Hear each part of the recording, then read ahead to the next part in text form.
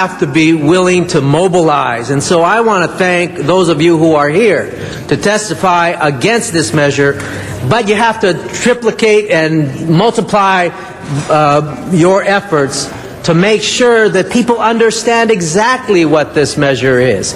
It is an effort for Republicans to steal an issue and say that the Democrats are evil beings, and notwithstanding the fact that Democrats are the majority in this state, they keep getting elected because they understand the pulse of California. Republicans can fight all they want for these crazy initiatives, but they will not prevail at the end because of people like you who get out to the streets and inform the public about what is going on. We have to get beyond the name of the initiative and realize we're putting our youth in greater jeopardy than ever before, according to District 8 Councilmember Bernard Parks, who also says we can't invest in just one segment of the justice system and expect to create safe neighborhoods.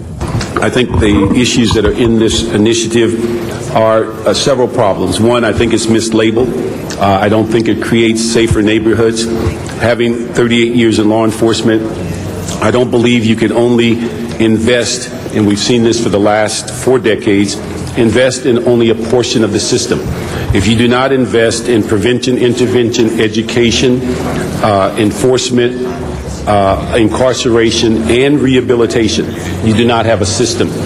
To create many of these initiatives that center around 14-year-old kids who have not really gotten to the point of being able to make adult decisions, but put them in a situation that they might end up being in prison the rest of their life, to take money away from the very things that prevent them from getting involved in crime, I think creates unsafe neighborhoods.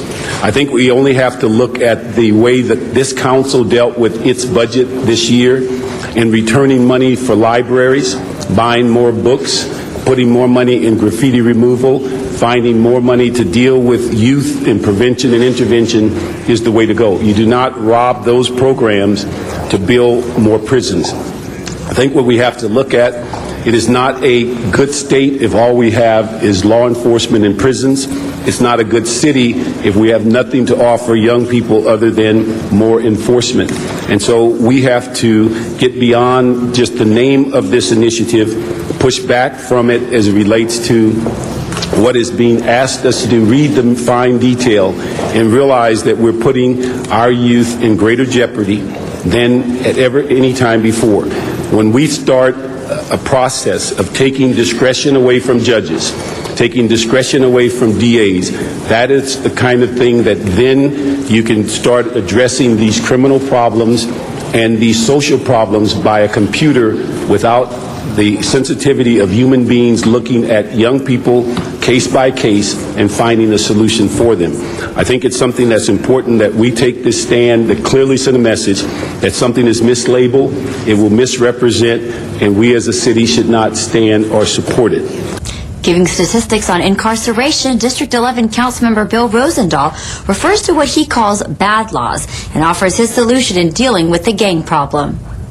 We have 2.3 million people in prison. We are 5% of the world's population, and yet we have 25% of the world's incarceration. We have more people in prison than anybody on the planet, including China, which has 1.3 billion people, and they don't have as many people in prison as us. We criminalize and we throw kids away, and their lives never, ever come back once they get caught into that criminal justice system. Frankly, what we need are politicians in Washington that finally get up and say, you know, those drug laws of the 70s and 80s are bad laws. They should treat that as health issues, addiction issues, not criminal issues. Ever since they put those tough drug laws in place, the prisons have mushroomed. mushroom to the degree where we spend more money on prisons than we do on schools, more money on prisons than we do on after-school programs, more money on schools than we do on anything else regarding our youth. It's ridiculous. It's absurd. It's insane. Why do you think gangs exist and exist in such large numbers? Well, because you've set up territories and you sell illegal drugs. You're able to fund yourself. You're able to feel a little good. It's better than making $7.50 an hour in some people's minds. It's an alluring thing of insanity. These drug laws have caused an underground, have caused a criminal industrial system. It is actually sick with what it has done. What we need to do is take a deep breath, revisit our drug laws, because once you get rid of those crazy laws, the kids can't form gangs to sell illegal drugs to begin with. There'll be no incentive to fill up your wallet with money. They could much rather go to college or trade school or after-school programs. So of course, Ms. Hahn's ballot initiative is a no-brainer. I mean, my God, if we can't do prevention and intervention programs, what good are we as a nation? Speaking for a second time, Tony Cardenas addresses the cost of the program and summarizes the resolution. This is not new funding. This is going to take away from other funding and is going to tie the hands of local government and the state of California to do things strategically instead of just do things piecemeal like this initiative talks about. I urge my council colleagues to please vote for this resolution, which basically states the City Council of the City of Los Angeles actually opposes this safe neighborhoods, so-called safe neighborhoods initiative. Thank you. Thank you very much, Mr. Cardenas. There are no further speakers in the queue. Madam Clerk, would you please review what is before us before we take a vote? The matter before council is the communication from the chair which opposes this initiative.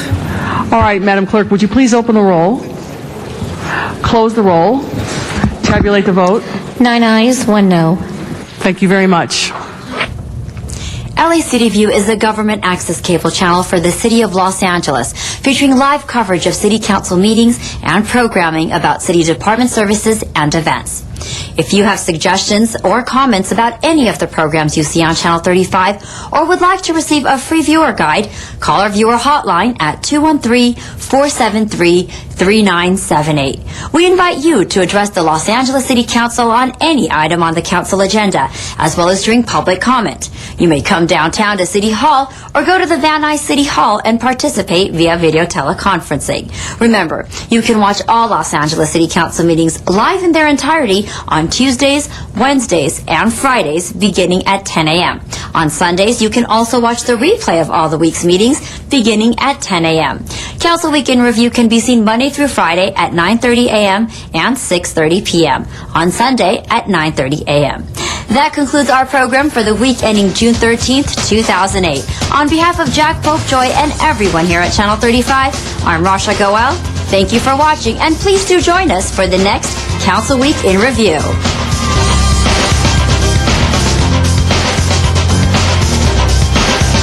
And it's Takashi Saito, number 44 of the Los Angeles Dodgers, approaching the mound.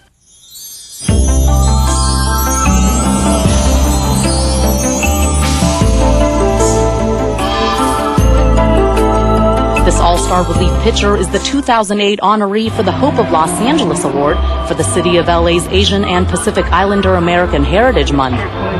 Takashi Saito is the 6th Japanese player in Dodger history and the 20th Japanese pitcher to earn a victory in Major League Baseball. Saito made his debut in the Major League on April 9th, 2006, and finished the month with a 2-0 record and a .69 ERA. On May 15, 2006, Saito took over as the closer for the Dodgers and recorded his first Major League save. Saito is known for 3 pitches: a tight fastball in the low to mid 90 miles per hour range, a sharp slider that he uses as a strikeout pitch, and a slow curveball that he uses as a changeup. Drafted in the first round by the Yokohama Taiyo Whales in 1991, Saito played 13 seasons in Japan's Central League, compiling a record of 87-80. Saito had his most dominant season in 1996, striking out a total of 206 batters in only 196.2 innings. In 1998, he drove the Yokohama Bay Stars to their first Japan Series championship in 38 years. One of baseball's top relief pitchers, Saito is a candidate for the prestigious National League Cy Young Award. He was also named to the National League All-Star team for the first time, becoming the sixth native of Japan to appear in this Midsummer Classic. Record-breaking relief pitcher for the Los Angeles Dodgers, a living inspiration to hundreds of thousands of Angelenos, Takashi Saito is honored with the Hope of Los Angeles Award in 2008 for Asian and Pacific Islander American Heritage Month.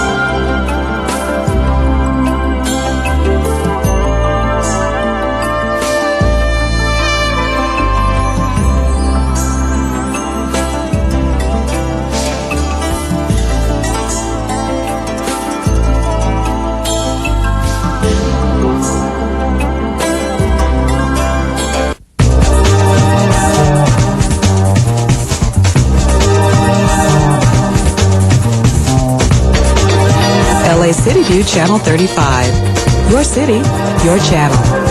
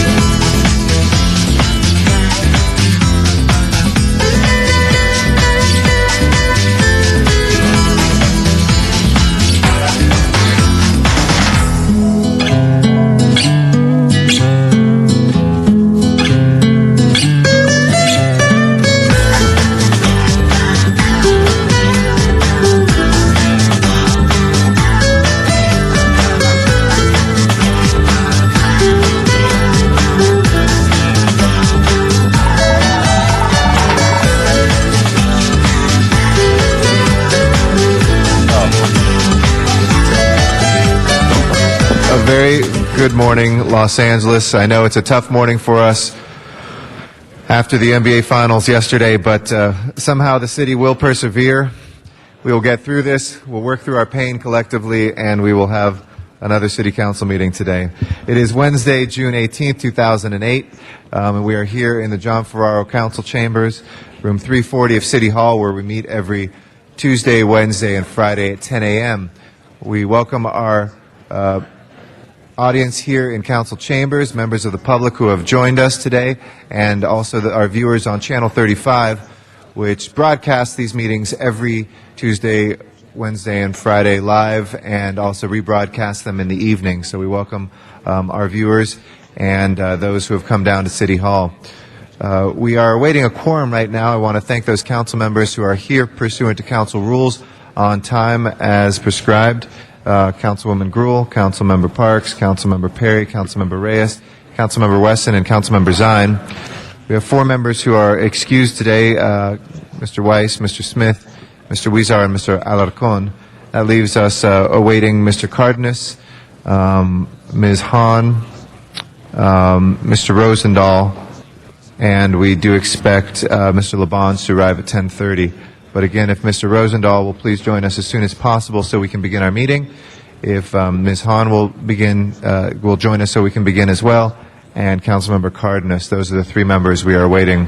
Our agenda today can be found online as well as in the City Clerk's office or here in Council Chambers. Those are available 72 hours in advance or 24 hours in advance for our special agenda items. if you would like to be heard on any of the agenda items, every item that the council discusses receives a hearing either in committee or in the full council. If it's already received a hearing in committee, it requires a council member to reopen the hearing to hear comments from the public today. But if it has not yet received a public hearing in a committee, your card would automatically trigger a public hearing. So feel free to fill out a card in the back, hand that to one of the sergeants at arms, and we'll be sure to get that into the queue. Also, we take comments of a general nature for items that are not on our agenda, but nevertheless under the jurisdiction of the City Council. And again, just fill out one of those speaker cards, put public comment in the upper right corner, and hand it to one of the sergeants at arms. If you live closer to Van Nuys, we also have the capability to hear your comments remotely from our Van Nuys City Council chambers, where we try to get a meeting in once a month, usually on the first Friday.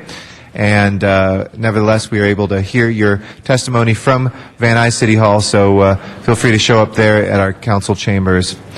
We still are awaiting a quorum, still awaiting Councilmember Mr. Cardenas has joined us, still awaiting Ms. Hahn and Mr. Rosendahl. So if Ms. Hahn and Mr. Rosendahl will please join us as soon as possible. We are awaiting you for a quorum. Thank you, everybody, for your patience while we wait for those two council members to join us.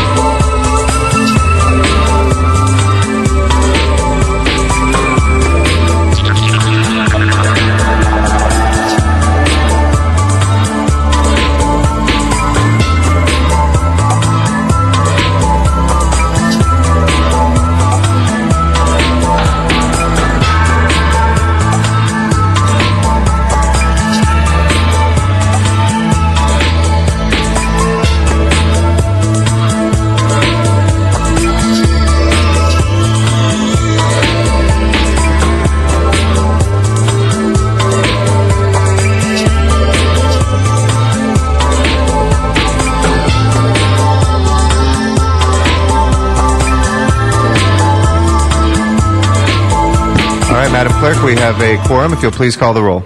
Alarcon, Cardenas, Gruel, Hahn, Weezer, Labange, Parks, Perry, Reyes, Rosendahl, Smith, Weiss, West, and Zine, Garcetti. 10 members present and a quorum, Mr. President. Okay, we now have a quorum established. If I could ask folks to please wrap up their conversations or take them outside as much as possible.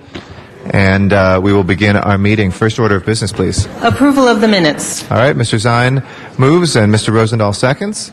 Without objection, those minutes will be approved. Commendatory resolutions for approval. Mr. Parks moves, Ms. Hahn seconds. Without objection, those will be approved as well. You can run through the agenda. Mr. President, before beginning the regular agenda, there are several items that have been requested to be continued. Items 12 and 14, there's a request to continue those items for 1 week, which would be June 25th. Okay. Anybody have an objection to continuing items 12 and 14 for 1 week till the 25th? Seeing none, go ahead. That will be continued. Next items? Next item to be continued is item 30, and that's a request to continue that matter to July 16th. Okay. If there's no objection, item 30 will be continued till the 16th of July.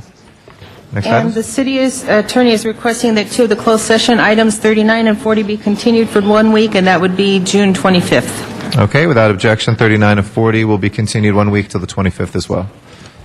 Next items? On the regular agenda, items noticed for public hearings, items 1, 2, and 3 are street lighting district ordinances. Okay. Anybody wishing to call 1, 2, and 3 special? Do we have any cards from the public on those? No, Mr. President. Okay. Open and close the public hearings, and let's go ahead and prepare the roll. Tabulate the vote. 10 ayes. Those will carry over 1 week for their second reading. Next items, please. Next items are items for which public hearings have been held, items 4 through 20, items 4 through 13 are commissioners. Do you wish to hold those on the desk? Yes, please. Let's hold the commissioners on the desk. And that would leave before council items 15 through 20. And there are two reports on item 20. Council can adopt both.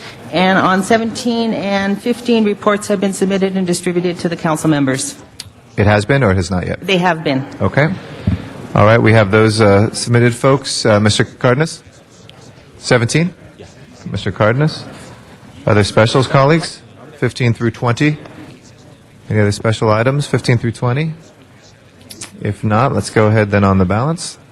And please open the roll, close the roll, and tabulate the vote. 10 ayes. Those are approved except 15 and 16. We'll go over to a second reading for 1 week. Next items, please. Next items are items for which public hearings have not been held. Items 21 through 37, 10 votes are required for consideration, and you have commissioners on 21 and 22. Do you wish to hold those? Yes, please. Let's hold the commissioners on the desk. And That let's would continue. leave 23 through 37. Okay, let's continue 35 for 1 week. Or sorry, till Friday, till the 20th of June, without objection. Mr. Cardenas? Okay. Other specials? 29.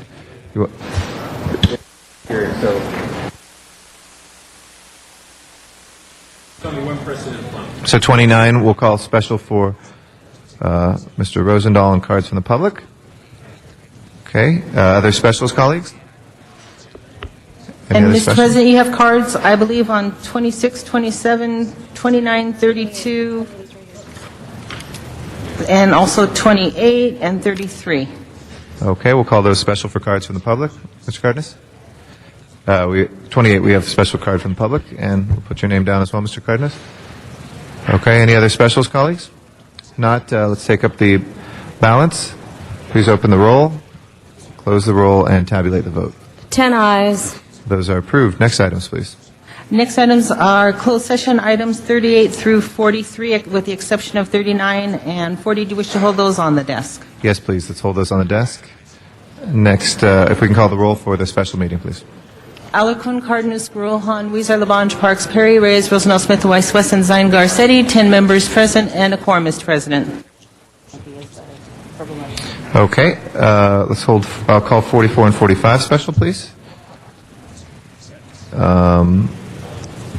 Next items, please. Next Okay, we can item continue. is Is the next one part of the special meeting? I Yes, believe okay. that has had a card, it has a card 46. Okay. And the last item on the special meeting is closed session. Do you wish to hold those and continue it with the rest of the closed sessions?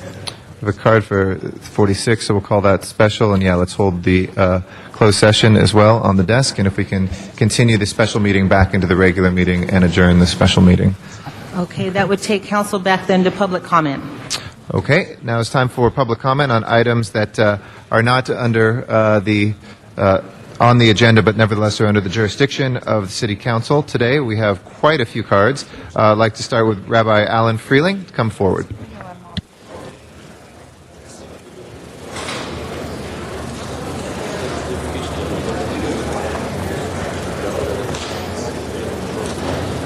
Rabbi Freeling, if you'd like to come forward.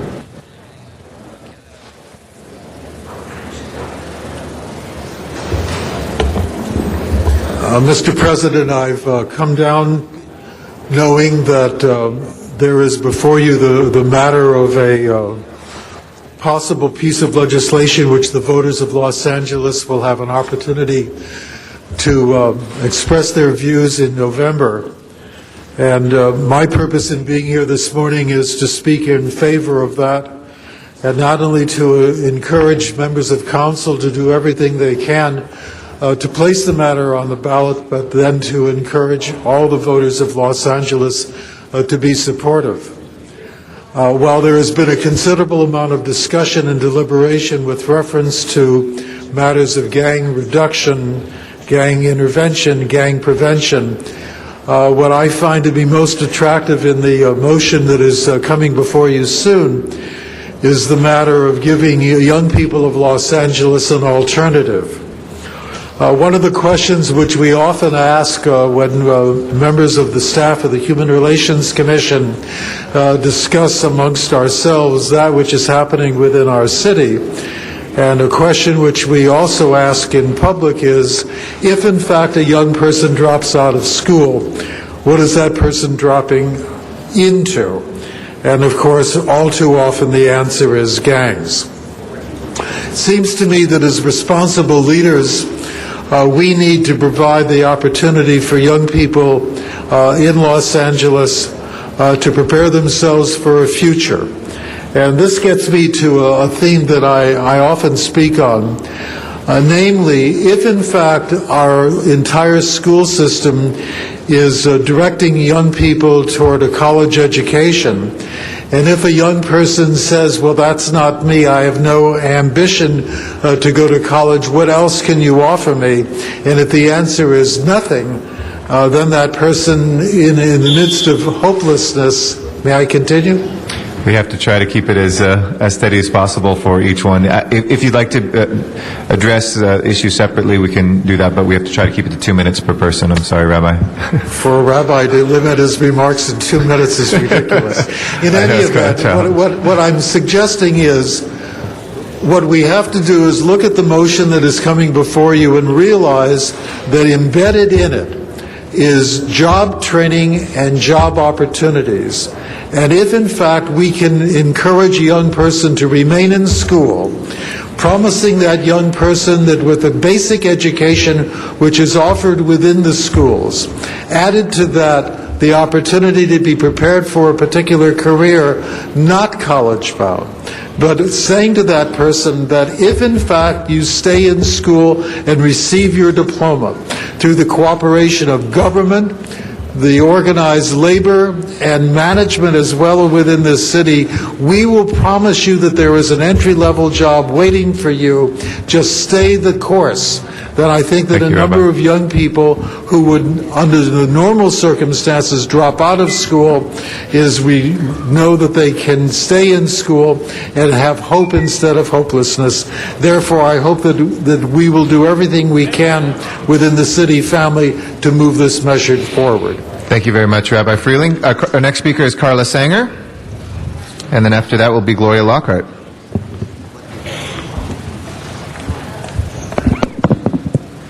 Good morning. Mr. President, members of council, I'm Carla Sanger, President and CEO of LA's Best. I've been in this building for 20 years, and I've been working in underfunded programs in gang communities for 32 years throughout Los Angeles, but I'm also here as a grandmother of 3. And I'm here because I stay up at night worried that my family will choose to leave Los Angeles for fear about their children. You know, you've all heard of a perfect storm, and I think everybody knows what that means, that simultaneous occurrence of conditions which, if taken individually, would be far less powerful and devastating than the result of their chance combination. Well, I think right now we're at an opportunity for the perfect anti-storm. We have the conditions right now in this city with the right leadership on council, with members who get what it takes to make programs accountable by value. We have the right guy in the mayor's office who knows how to walk the walk and talk the talk because he's run a gang prevention program. We have the right community-based organizations who know how to say, if there's a funding stream for what we do, we're not going to tell you, give us the money and we'll tell you what we're going to do. They know how to say, this is what we've done, we've proven it, we can show it, and this is how we can expand, and this is what we want to continue to do. And I believe we have the right police chief who says as much as he wants more force on the streets, he equally values intervention, prevention, job training programs in response to these issues. I urge council now, a sense of urgency to move forward with a ballot measure that will not just make a difference, but will fundamentally change society in this city as we know it, that will stop this cycle of gang violence that is so intolerable to every person who works and lives here. And as much respect as I have for men, and I do, and I believe that men have to be supported in this effort, there is no more willful creature on earth than a determined woman. And a determined mother is the most willful of all. Thank you very much. I believe that I will lend my time, my name, anything I can do to support any movement of Ms. Mothers Sanger. Against Gang Violence, and I applaud the women of council, Councilmember Jan Hahn, Wendy Gruhl, and Jan Perry, who will lead this effort to get it done. Thank you very much. Our next speaker is Gloria Lockhart. After that will be Peter Biebring. Good morning, President. Good morning, council members. I'm Gloria Lockhart, President and CEO of Toberman Neighborhood Center. We would like to appeal to City Council to place a measure on November's ballot to raise $30 million annually for gang prevention, intervention, job training, and after-school programs. We support this initiative for two reasons. Number one, funding would allow necessary resources to out-recruit the gangs. That's Janice's line. We are talking about resources like mentoring, job training and placement, tutoring, sports, youth leadership, family activities, and mental health services. You know, we can't talk about prevention without talking about intervention. They go hand in hand. Gang intervention programs. Well, the level of funding to gang intervention programs has always fallen short of what is needed to do the right job across the city. The recent Advancement Project report, a call to action, estimated that about 25 to 30% of the city's gang-infested areas were receiving needed services. This is sad. I received some very sad news yesterday as well. It was very disturbing. LAUSD may lose between $2 and $4 million in programs and admin services. This deficit will create an environment of vulnerability for our kids. Of course, this new funding through this initiative will help to save and restore lives.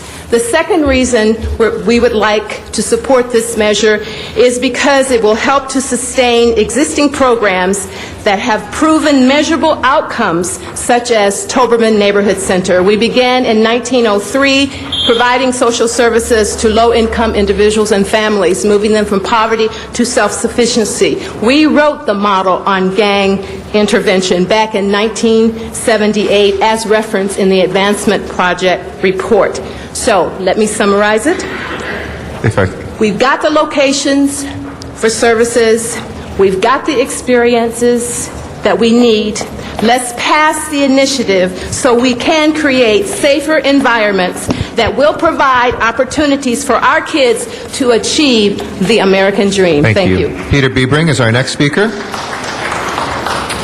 And just a friendly reminder, we do have the clock there for 2 minutes, so if everybody could please try to abide by the 2 minutes. So we have a stack of about 45 minutes worth of cards for public comment, so as much as we can get through that. Thank you. And for the commissioners, that means you can probably get a cup of coffee unless you'd like to continue to listen to the good public debate. And after that will be Doreen Arce Gallo. Please. Good morning, Council. My name is Peter Biebring. I'm a staff attorney at the ACLU of Southern California. I'm actually not speaking on gang intervention and prevention this morning, although that should not be taken as an indication of the lack of support of the ACLU on that issue. I'm here on something else. We've long supported intervention and prevention efforts. I'm here this morning to talk about the issue of public video surveillance, which the ACLU has long been concerned about. Last year we issued a report which I sent to members of this council outlining not only the substantial risks to privacy and the chilling effect on fundamental freedoms like speech and association of cameras, but also the uncertain benefits, study after study showing a failure to reduce crimes in the United Kingdom. Today I'm here to call your attention to a study done by the California Research Bureau and put out last month on LAPD's own public surveillance cameras, the cameras in Jordan Downs and along Hollywood Boulevard. This is one of the most rigorous studies done to date in the United States, and it shows no statistically significant effect on crime rates in either location. I've described the study in greater detail in a letter that I've sent to council members, in which I've included the California Research Bureau report. The highlights, though, in Hollywood, violent crime decreased more in areas without cameras than in areas with cameras. Auto theft and vandalism rates also fared worse in camera areas than in non-camera areas. And in those types of crimes for which the camera areas fared better, the differences were marginal and not statistically significant. In light of this, the ACLU calls on this council to halt spending on new camera programs, with the available evidence showing no indication that they reduce crime, the intrusions into privacy, the chilling effect on fundamental freedoms, and the cost to taxpayers cannot be justified. To hold public hearings to reevaluate the continued use of these systems, and to take steps to address privacy within existing programs by developing enforceable citywide policies for camera operators. Thank you. Thank you very much. Doreen Gallo is next.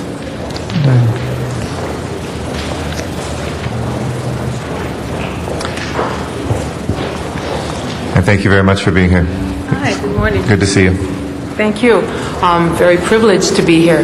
I have lived in Los Angeles all my life and in Glass Hill Park over 30 years. About a year and a half ago, my son Russell was shot and killed very close to my house. This is his graduation picture. He was saving his friend's life at one of those large parties. A guy brought a .22 rifle and there was some gang interchange. At any rate, at this, right now, presently, for almost a year, I've been volunteering at Homeboy Industries, and I'm very privileged to be there. I teach them music. It's beautiful being with these young men and women, and I absolutely support resources, money, as well as people, a mindset that needs to change because the gang violence will touch everybody. It hadn't touched me before 2 in the morning on Christmas Eve 2006. I was told, your son Russell is dead. And slowly I have walked into another portal, and my life is very dedicated to these young men and women and changing the mindset. And of course we need funds as well. Thank you very much. God bless you for having me here. Thank you very much for being here. Barbara Yaroslavsky. Barbara Yaroslavsky is next, then Barbara Stanton will follow her. Good morning, Mr. President, members of the council. Many of you I know, if not all of them. I'm sure nobody's changed lately, but I come to you today to urge you to consider an opportunity that's going to be before you to do business differently than you have been in the past. We've all been dealing with gang violence. We've all been dealing with violence in the schools. We've been all dealing with violence in the communities. And it's time for us to give up a bit of our power, for each and every one of you sitting around this horseshoe, and put your faith in the system that you're going to make work and put it and house this in one area, that being the mayor's office. And it's time to give the opportunity for accountability and for funds to be located in one house, for one city, for one community, for all of us. So I urge you to do something differently, take the opportunity to make this work, and support what's going to be coming before you, hopefully in the very near future. Thank you. Thank you very much. Barbara Stanton is next. After that will be Michael Herrera. Good morning, Mr. President and council members. My name is Barbara Stanton. I'm here representing the Watch Star Theater and Education Center and urging all of you to support the measure for our community to help intervention.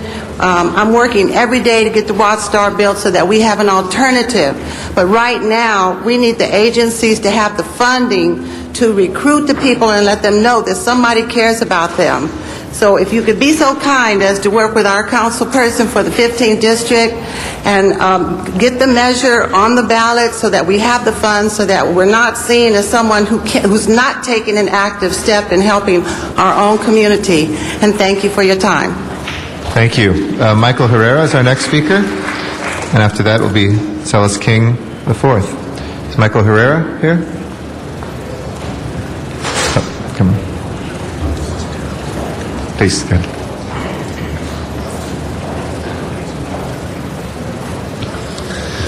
Hello, my name is Mike Herrera. I also want to support, urge you all to support the measure that's going to help fund the gangs problem here in LA.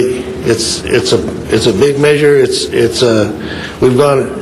been about a year and a half since I've been here when Cheryl Green was killed.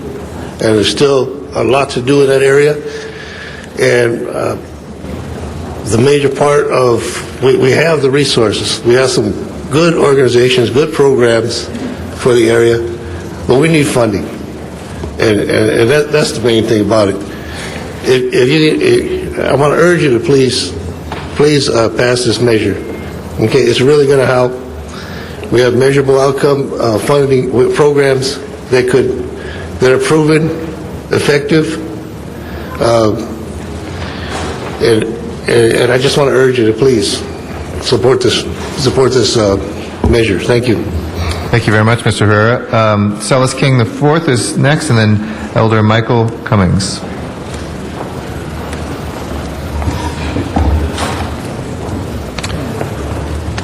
Good morning, Mr. King. Good morning, council members, President, thank you. I'm here ostensibly to support the getting the initiative on the ballot. However, there are a couple of things that I'd like to say. One, the status quo kind of a situation that's been existent in this community has got to change. And this particular initiative will allow for the first time, real grassroots operations that have a real impact that are being overlooked in terms of turning around the growth industry that's generally known as the expansion of gangs within the Los Angeles community and its exportation of this particular philosophy, because the gang philosophy is now being exported across this country, and it does have its roots kind of here. Without opportunity, as was referred to earlier, there is no hope. This gives the ability to create opportunity through education, all right, and also it provides an alternative program in terms of recreational and time occupation at the same time. Because if you combine the recreational programs with the literacy programs and the vocational training programs that will spring out of this, we will have an ability to impact that pool of labor that is coming out of LAUSD and sitting there and becoming gang members. Everybody who falls out of school or drops out or whatever it is, they have a dream too. It's called the American dream. It just comes from a different perception. They don't see the house on the hill and the picket fence because they don't see the opportunity to get there. What they see is they see the bling and the spinning wheels on the cars, the gold chains or whatever it happens to be. We have an opportunity to change that. We may not change it entirely, but we do have the opportunity to make a significant impact. I would once again say I think that we ought to get this on the ballot as soon as possible. Thank you. Thank you very much, Mr. King. Elder Michael Cummings is our next speaker, and after that will be Michael Wainwright. Yes, sir. Good morning, President and Council. I'm here to support this measure for November ballot for the gang intervention, prevention, after-school programs. Council, if we don't support this here, our kids are actually just losing their lives. We're tired of the underfunded programs. We're tired of the underfunded after-school programs. And we need this ballot. In the last 2.5 years in Watts, crime has been down 50% in homicides. In order to continue this, we need this ballot to be put on the measure for November the 30th.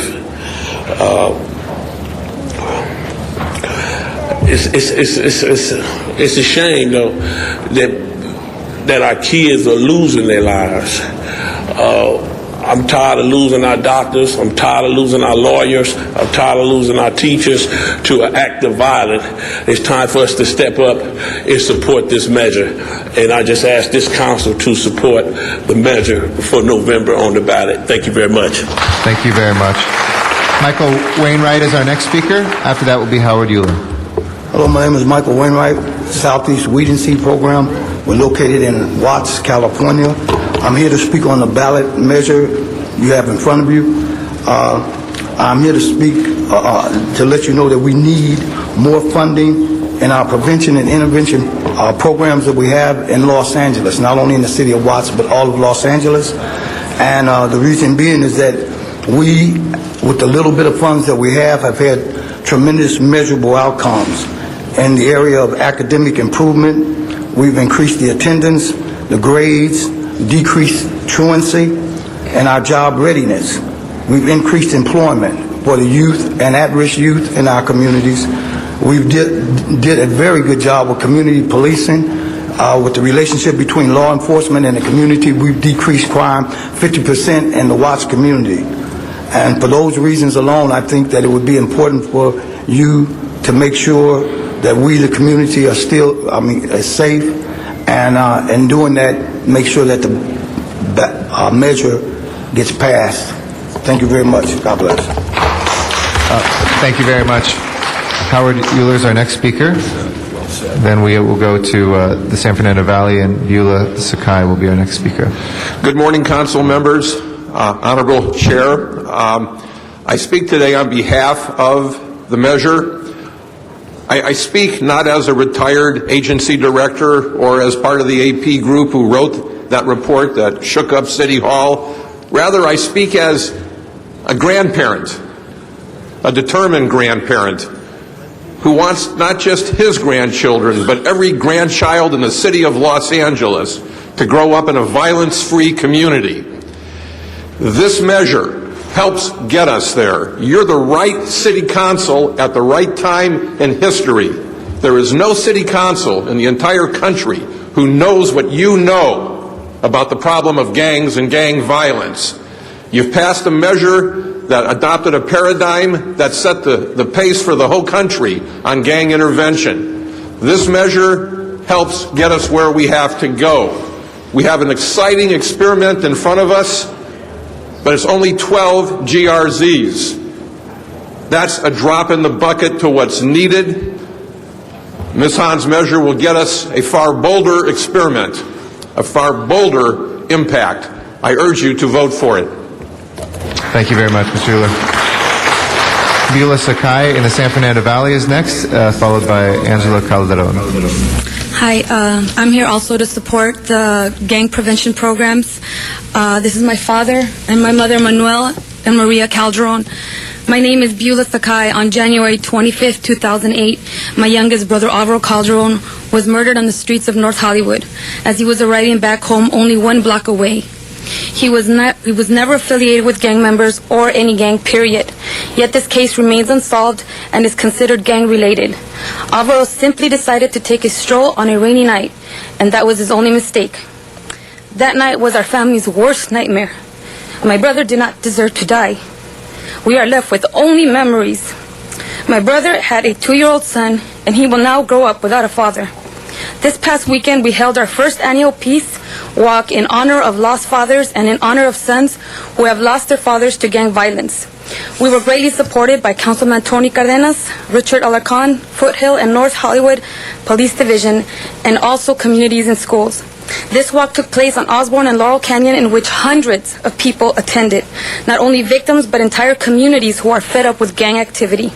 We are pleading for your support in funding to help our youth stay out of gangs. We need youth leaders, counselors, youth programs, and mentors. Give these children, my nieces, my nephews, of these communities the opportunity to make wiser choices and not to fall in the hands of gang members. Please take action today. Let's not wait for another tragedy. I pray that another family will not have to endure the tremendous amount of pain that our family carries every day. I pray that no one else will get that knock on their door and have to enter this dimension. We stand together here in unity as victims of violence with hope for a better tomorrow. My brother Alvaro Calderon did not die in vain. Thank you and God bless you. And we ask you to support communities in school. Mr. William Rodriguez, he is a great speaker, and I ask for his support, for your council to support him as well. Thank you very much.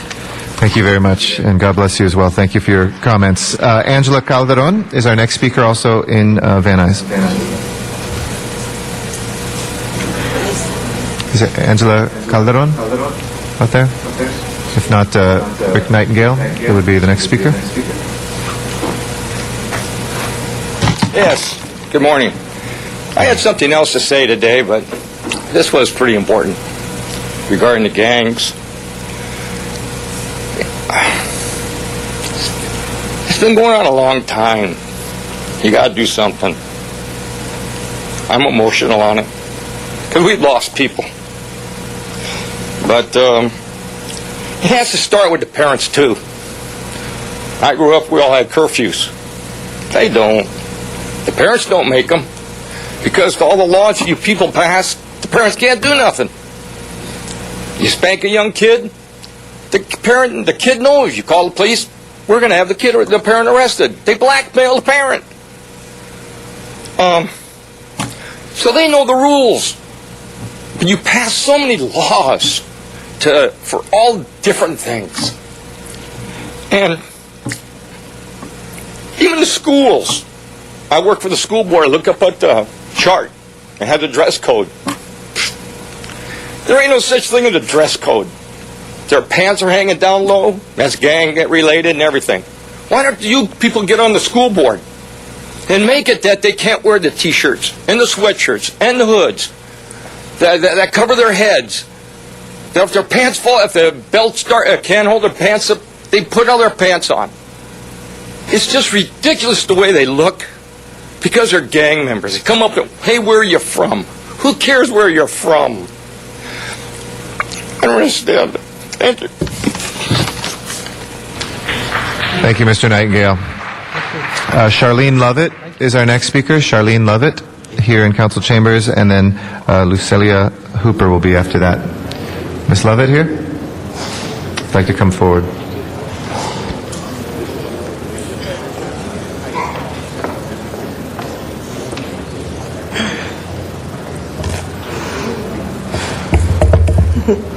Good morning, council members, ladies and gentlemen.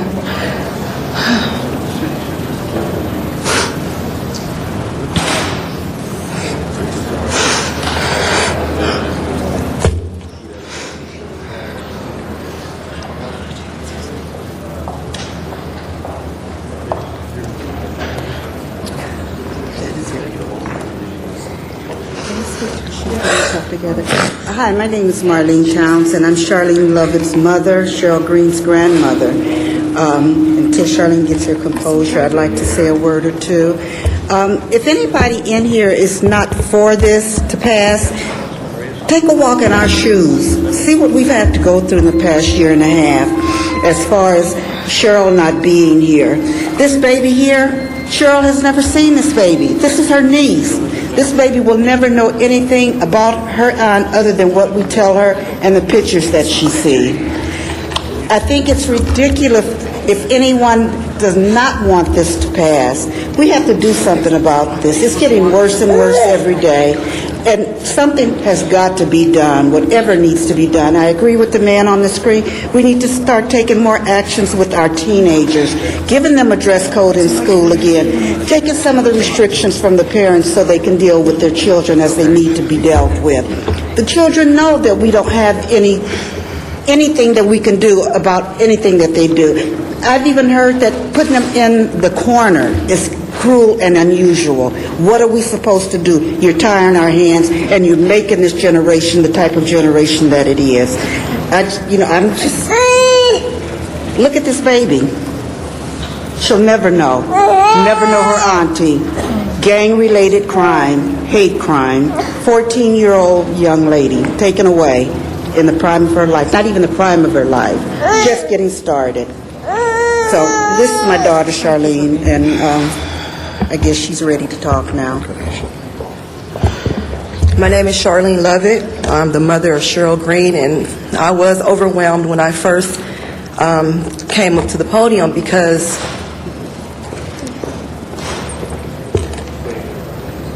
all the emotions that I was feeling when my daughter was killed came back to me because I was here in front of you guys receiving an award that a parent would not even dream about receiving due to the fact that their child was murdered due to a hate crime, and the fact that God gave me the strength to stand forward and ask for peace in the community at the time of this. And I'm here to ask you guys, I'm calling upon you guys. You guys were in support of me then, and I'm asking you to still be in support of me now to pass this measure, this ballot. You have to start planting the seeds now. The seeds must be planted now if you're looking forward to have a fruitful future with our children. Because the way things are now, it's wicked. It's wicked. I'm not even going to try to use any other words. It is what it is, and it's up to us to wrap our arms, or the leaders and the parents, wrap our arms around each other so we can wrap our arms around these youth and let them know that they have choices, that they don't have to go to a gang, that they can have preventions and intervention programs for them to know that there is love. There's love in this world. All of us is here. We're here because of love, no other reason.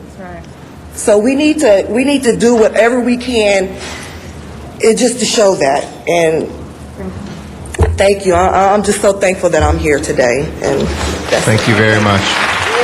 Thank you for your courage and for your presence. Lucilia Hooper is our next speaker. After that will be Betty Day. Good morning, ma'am. Good morning. Good morning, council members. My name is Lucilia Hooper, and I'm a resident of Nicholson Gardens, and also the Vice President of the Watts Gang Task Force, and I'm here to ask your support on this measure for November the 30th on the ballot.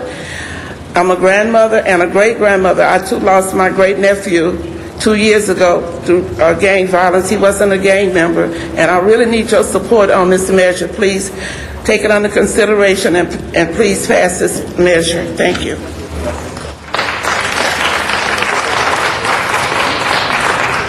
Good morning, everyone. Good My name morning. is Betty Day, the president of the Watts Gang Task Force. And I'm asking you to please pass this initiative that Janice Hunter is coming out with.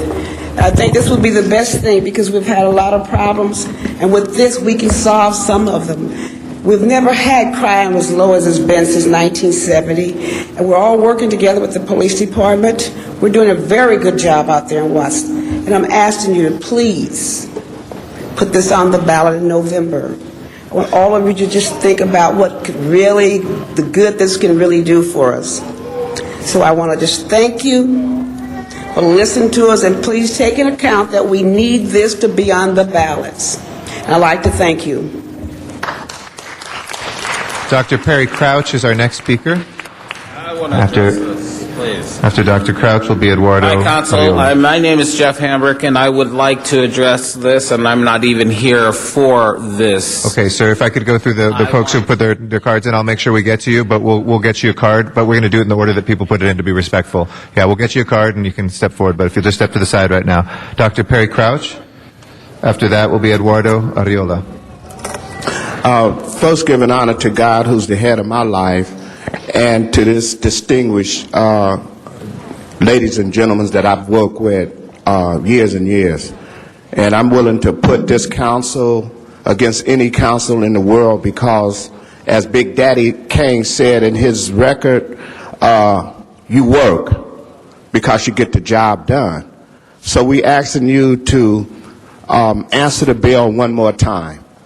And that bill is to work with us to pass, put it on the ballot, and also to go in each 15 council district and get the people to support the initiative.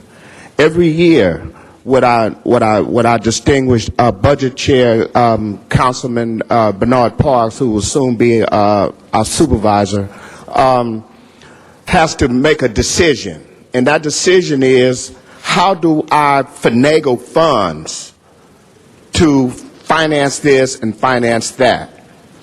One of the major problems in our area is after-school programs, job training, and prevention and intervention.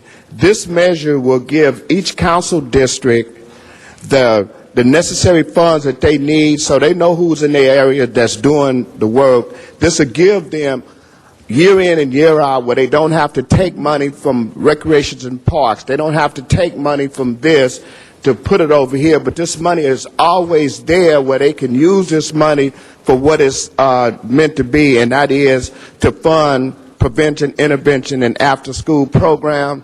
And lastly, I want to say, I don't like to toot y'all horn, but I want to say toot, toot. Eduardo Ariola will be a next speaker. And then we'll have Domingo Pardo. Good morning to you all. Good morning. I'm here for developing more affordable housing structures for low-income people. My name is Eddie Ariola, one of the residents in one of the affordable housing units developed by Hollywood Community Housing Corporation. I praise God and thank Him for this blessing He has given us, me and my family, to be approved in our application and to be able to live in this beautiful and affordable 3-bedroom apartment located in Hollywood. We used to live in a 2-bedroom, 1-bath apartment in an unsafe neighborhood. But now, because of this housing development, I'm able to improve my living condition. My grandchildren can play safely and securely now on the playground provided in the building. We are no longer knocking on the bathroom doors, yelling to whoever inside to hurry up with what or she is doing, because we have another bathroom that is available. I thank God for the owner or the people of Hollywood Housing Community who developed this housing project. They are really instrumental in making it possible for low-income people to have their residency once qualified and approved in a beautiful and affordable apartment such as the one we are living in. We need more building structures like this. Thank you very much. Thank you very much. Our next speaker is Domingo Pardo. Sorry? Oh. Good morning, President. Good morning, member councils. My name is Dominga Pardo, and I'm the Dominga, excuse me. I'm sorry. I was like, you don't look like Domingo. My Your father apologies. would know me very well. Sorry about that. That's fine. My name is Dominga Pardo, and I'm the Executive Director of Robert F. Kennedy Institute of Community and Family Medicine. Today I'm here to speak on behalf of close to 10,000 children that we have in the community of Wilmington. And I'm very proud to be part of it and working with them and through the Healthy Start program that all of you are now very aware. That is a great, great program, intervention and prevention program to keep our kids in school and a dropout program. Also, we know that the support of a strong and caring community is among the most powerful of interventions for the distressed children and their families. We understand, too, that the resources required to construct such a community rest within ourselves.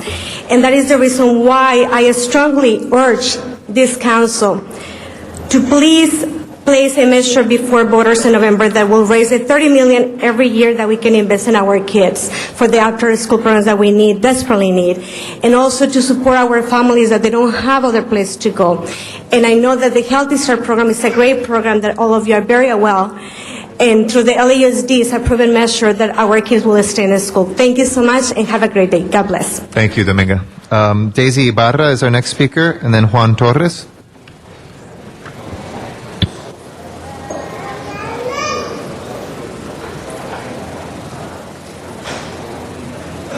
Good morning to everyone. My name is Daisy Barra, and I'm the Outreach Coordinator for the Gang Alternative Program. My Executive Director asked me to come and speak to you today in strong support of the Mothers Against Gang Violence ballot measure. The Gang Alternative Program has a 22-year history of success in reducing the risk of gang involvement for the children in some of the LA toughest neighborhoods.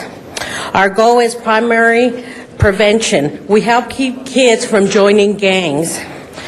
The problem is always a lack of willingness to fund primary prevention because it is hard to measure what didn't happen. However, on June 26, GAP will be releasing an independent evaluation by Virtual Research showing the positive changes in lives and choices of fourth grade students who already are dealing with the issues of gang membership. The changes in our kids' lives are real, and now those who want to wait before putting any money into prevention should not wait any longer. Every day, 290,000 LA kids wake up in neighborhoods that are full of gangs and gang violence. Our U.S. Constitution identifies everyone has the right for life, liberty, and the pursuit of happiness. By showing how to choose gang-free life, these kids can make the right choices that will lead them to the American dream instead of the life of gang, crime, and misery. It is time for the city and citizens to step up and commit to changing the lives of LA children. The ballot measure must be presented to the people in the fall. We cannot continue to allow our children to be helpless victims of gangs and gang culture. Thank you. Thank you very much. Our next speaker is Juan Torres. As he comes up, we're about 26 minutes over what is our usually prescribed time for public comment. We're going to get through everybody's cards, but after Mr. Torres, we're going to move the clock to just a minute. I apologize to everybody. We have a very full agenda and about 16 commissioners, I believe, to appoint as well. So we will do that, and that way we'll be able to extend the public comment. Juan Torres. Good morning to everybody. My name is Juan Torres, and I work for the Gang Alternatives Program also. GAP Executive Director asked me to speak here today in strong support of the Mothers Against Gang Violence, and I also wanted to be here. I went through the GAP program back in late '88, and I grew up in the city of Wilmington. As a result of GAP kind of helped me make the right choices in life, and today I'm an Assistant Director of Community Cleanup with the Gang Alternatives Program. I know what it means to make the right choice, and every child in LA should have the chance to make that choice. Our goal is primary prevention. We help keep kids from ever joining gangs. I'm currently working on my master's at Cal State Long Beach, and someday maybe I'll be the executive director of our agency or another agency that deals with prevention or intervention. The soon-to-be released independent evaluation by Vital Research is an important milestone for any agency in wanting to validate its work. It will show the positive changes in the lives and choices of fourth grade students. The changes in these kids' lives are real, and now it's time to offer this to every student.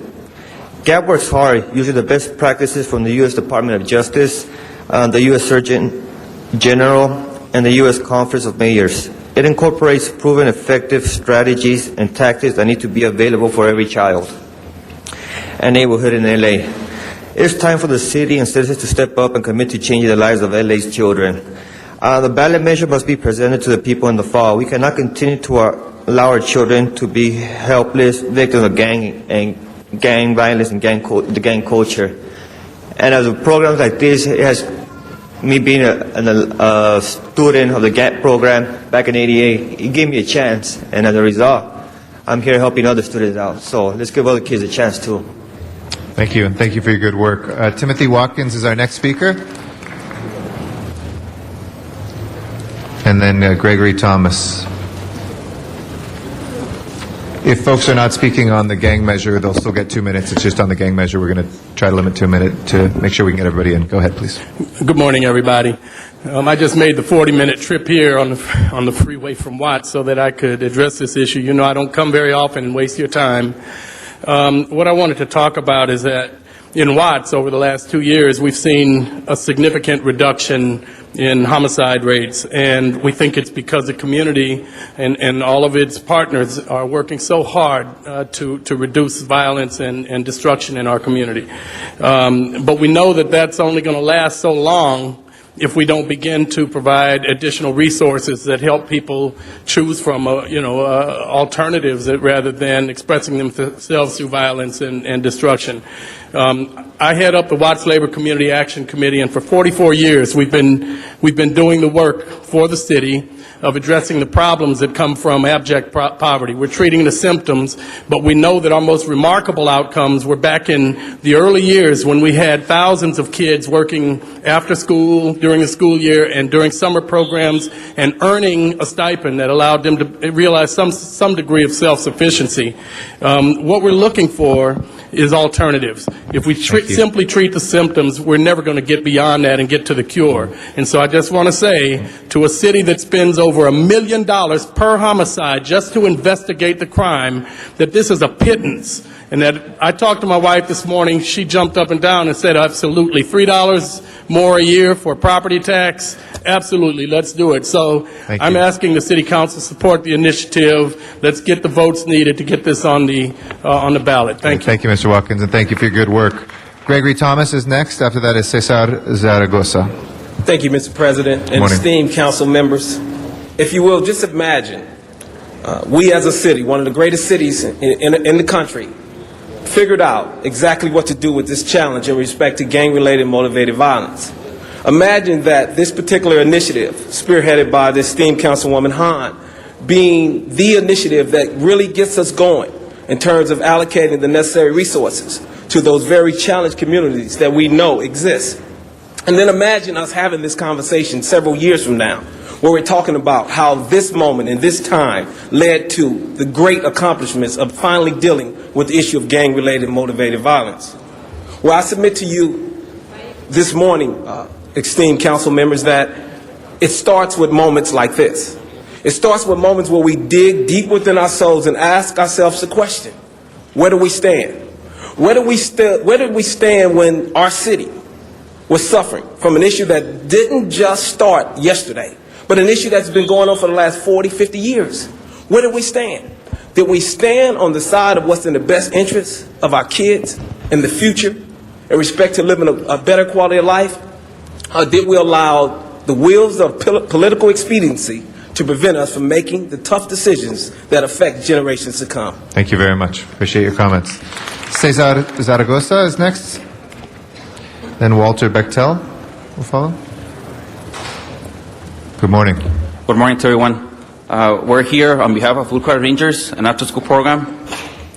And we're here to ask everybody to support the after-school programs and prevention and intervention. And we're here together. We're not public speakers. We're real people that are actually fighting gangs every day. And what we are doing today is Oscar is going to tell you a little bit about the program, and then Orlando is actually our little witness or student that we actually changed. Yes, Blue Card Rangers, we provide camping after-school programs which include homework assistance, fitness periods, special interest clubs such as dance, sports, computers, photographs, video productions, and science. Thanks to Woodcard Rangers, it has helped young people's lives, and it eventually has helped my life. I live in a rough neighborhood, and it helped me stay away from it. It actually helps. They taught me, and they helped me make my own business, and now I'm myself self-employed. So please support the after schools and interventions. Orlando was an ex-gang member. Now he's actually making business with the skills that he learned after school. And anyone interested in a DJ, Orlando is actually a DJ now. All right. He's available. Thank you very much. Appreciate it. Walter Bechtel is our next speaker.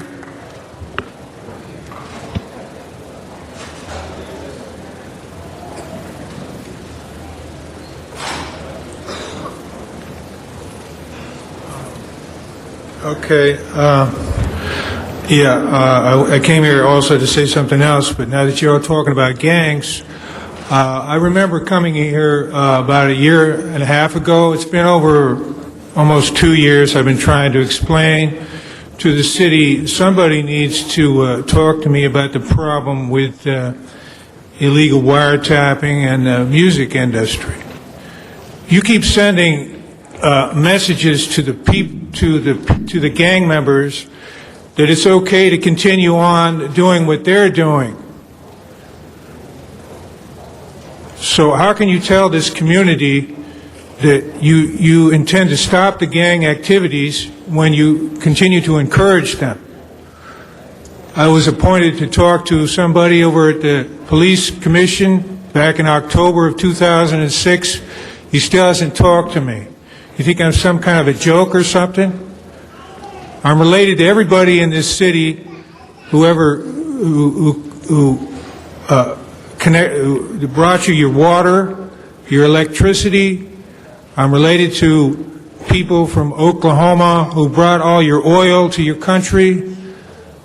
There's a lot of incentive to want to steal from somebody like me. My people ran all the venues that all your performers performed in from the time this country began, and you don't even want to talk to me about the situation, yet you're going to stop the gangs.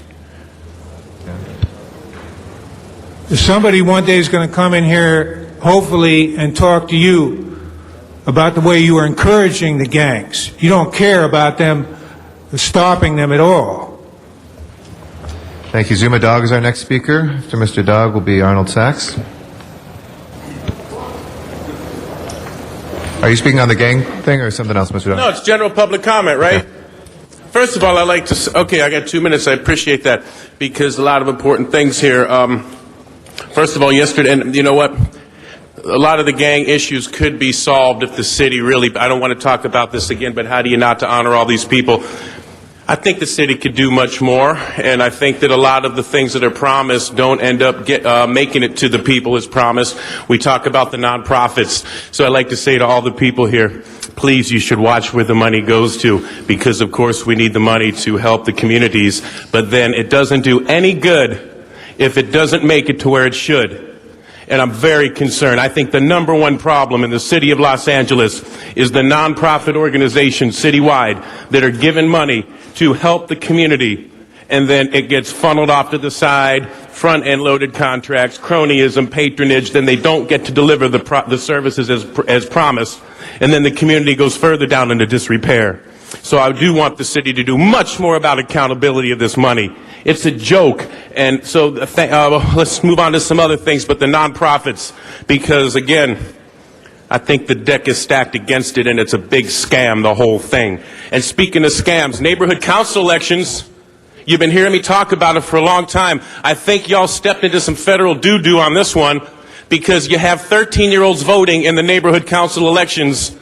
Unfortunately, you take federal money from the U.S. government, and the Federal Voters' Rights Act requires individuals to be 18. So if you're taking federal money, and if you're going to be using this money for the federal clerks, the city clerk's office, you're not allowed to have 13, 14-year-olds vote. Plus, you might have heard last week we had elections citywide for the neighborhood council systems. Well, I understand this week the absentee ballots are making it to the people. We need to redo the whole elections because, again, the community gets cheated. They're supposed to have things, and then the whole thing's a racketeering bamboozle, and it's all subverted. And the elections, this is terrible. Federal racketeering charges in this election. Thank you, Mr. Dunn. And please look into it. You should be very, very, very concerned. Thank you. Mr. Sachs is our next speaker, Arnold Sachs. After that will be Diarra Okonkwo.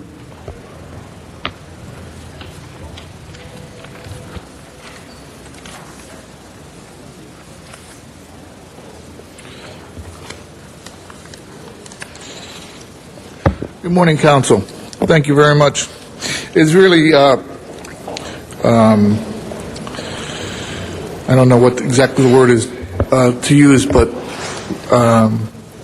listening to the people come before you and request the funding for the gang initiatives, I don't believe that anybody in here will not vote for the request. The real problem is, as the previous speaker just mentioned, Mr. Zumendorf, is what happens when the money is allocated. The city council that you're hoping to spend this money, pay attention here, please. This is the city council in action. I've come before the city council requesting action taken on the numerous construction authorities for the repetition that occurs in Metro. You have the Gold Line Construction Authority. You have the Foothill Construction Authority, and you have the Pasadena Gold Line Construction Authority, all covering the same territory. Public, when you give this money to the city council, expect the same thing to happen. If you give $100 million, if you ask for $30 million, that doesn't mean $30 million is going to be spent on programs. They can make up what they want to make up. They ignore their own documentation. The Mid-City Corridor that runs from down Midtown LA, with the Wilshire Boulevard as the northern boundary and the Expo line as the southern boundary, has now become the west side, the Expo Mid-City Corridor. It is the Wilshire Corridor, yet both are funded. Both are made up by the city, both are made up by Metro. Be careful of what you ask for. Hold them accountable. Thank you for your time, your answers, and your attention. Thank you, Mr. Sachs. Diarra Okonkwo is next, and then Kendra Okonkwo will be after that. Good morning. Good morning, President and Council members. My name is Diarra Okonkwo, and I'm the founder and CEO of DD Dance Studio, which just initiated 2 new branches, Ladies First and Princess Club, which work to empower young girls and becoming future leaders of society. My program works to build the future's next council members, the future's next presidents, the future's next Secretary of Education. In order to see where these kids from inner cities and from all over Los Angeles, in order to see where they will be in the future, we have to invest in them now. I am only 17 years old, and I just received my BA from the University of Southern California. Thank you. This afternoon, I will go to my graduate school course, and yes, I'm 17 years old and now I'm in graduate school at the University of Southern California. However, I would have not been able to achieve the outstanding goals that I have made without the support of my dear mother and the support from my surrounding community. And without audacious mentors such as Jan Perry, who wrote my letter of recommendation for graduate school. But I want to see more young girls doing what I did, because my accomplishment is only inspiration for other young girls to do the same and much more. But in order to do that, we must fund an initiative such as Mothers Against Gang Violence, which works to prevent young teens, young girls from getting pregnant, from getting incarcerated, and from not fulfilling the American dream. So thank you so much for your time, and I urge each and every one of you to partake in this initiative. Thank you. Thank you, and thank you for your testimony. You got applause even from some of the Bruins around here, so it's very impressive. Kendra Okonkwo is our next speaker, and then Reginald Sims will be after that. Good morning. Good morning, President. Good morning, council members. I'm here representing Maura Williamson Foundation, Wisdom Academy for Young Scientists, to say that it's very important that we invest in our children. You can see what the investment has done. My little girl is now making an impact in the community, and I'm here to support it. Right now, I don't have funds to do the after-school program, but I know it's highly needed to keep the kids away from the gang and other violence out there. So I invest my time, 3 hours a day, to watch the children from 3 o'clock to 6, because it's not safe to send them home. You know, doing it literally where they just robbing Peter to pay Paul. But the city can support such programs so that these are the children that will be taking care of us when we get older, or making decisions that affects our life. And we want to make sure that they're well cared for, that we're not leaving them out there for the vultures to prey on. So gangs, this is time for change. We need to invest in our children. Just invest as much as you can, because they're the future. Thank you so much, and thank you for allowing me this opportunity to speak. Thank you very much. Reginald Sims is our next speaker. Good morning, Council. It's a pleasure to be here. I'm here on behalf of my family. Excuse me. My son, Mario, was murdered in the beginning of the year, in which the gang violence hit Watts. And I'm standing here today because when a young lady got up talking about her daughter, it made me want to speak about my son. And I just want to thank the council for the minute during you guys' meeting, you guys had a minute of silence for my son. I appreciate that, and it's still hard on my family and my community. We lost several young men that grew up in the Jordan Downs area to nonsense violence, and this measure is supported by me and my family, and it will make a difference, and it'll stop tears from rolling down grown men's face. I haven't cried since my granddaughter woke up saying to my son she can't fly with him. So I know my son is in heaven, and I thank God for that, and thank you guys. Thank you very much. Appreciate your testimony. Jeffrey Hambrick is our next speaker. After that is Linda Broadus Mix. Thank you for your Hello, patience. Horseshoe Club. My name is Jeffrey Hambrick, and I'm so dumbfounded by the whole concept and the suicide that is being done to our children, number one, and to adults and strangers on the street. My father is Harold Hambrick. He is my mentor. He has been my inspiration that keeps me going. He's the He's the president of the Black Expo. He's the developer of the Watts Health Foundation, and he's also a coordinator for United Health Plan Services. And he has become so frustrated with what is going on with gangs, and something needs to change. There were other things that were available when I was a child to do and be involved in. So what we need to do is get those in place again and get positive things going on in these kids' lives. That's the point. It's that simple. That's all I have. Thank you. Thank you. Our final speaker for public comment today is Linda Brodus Miles. Excuse me. Thank you, Mr. President, and to the council. My name is Linda Broadus Miles. I am the executive director of the Al Wooten Center in the city of Los Angeles.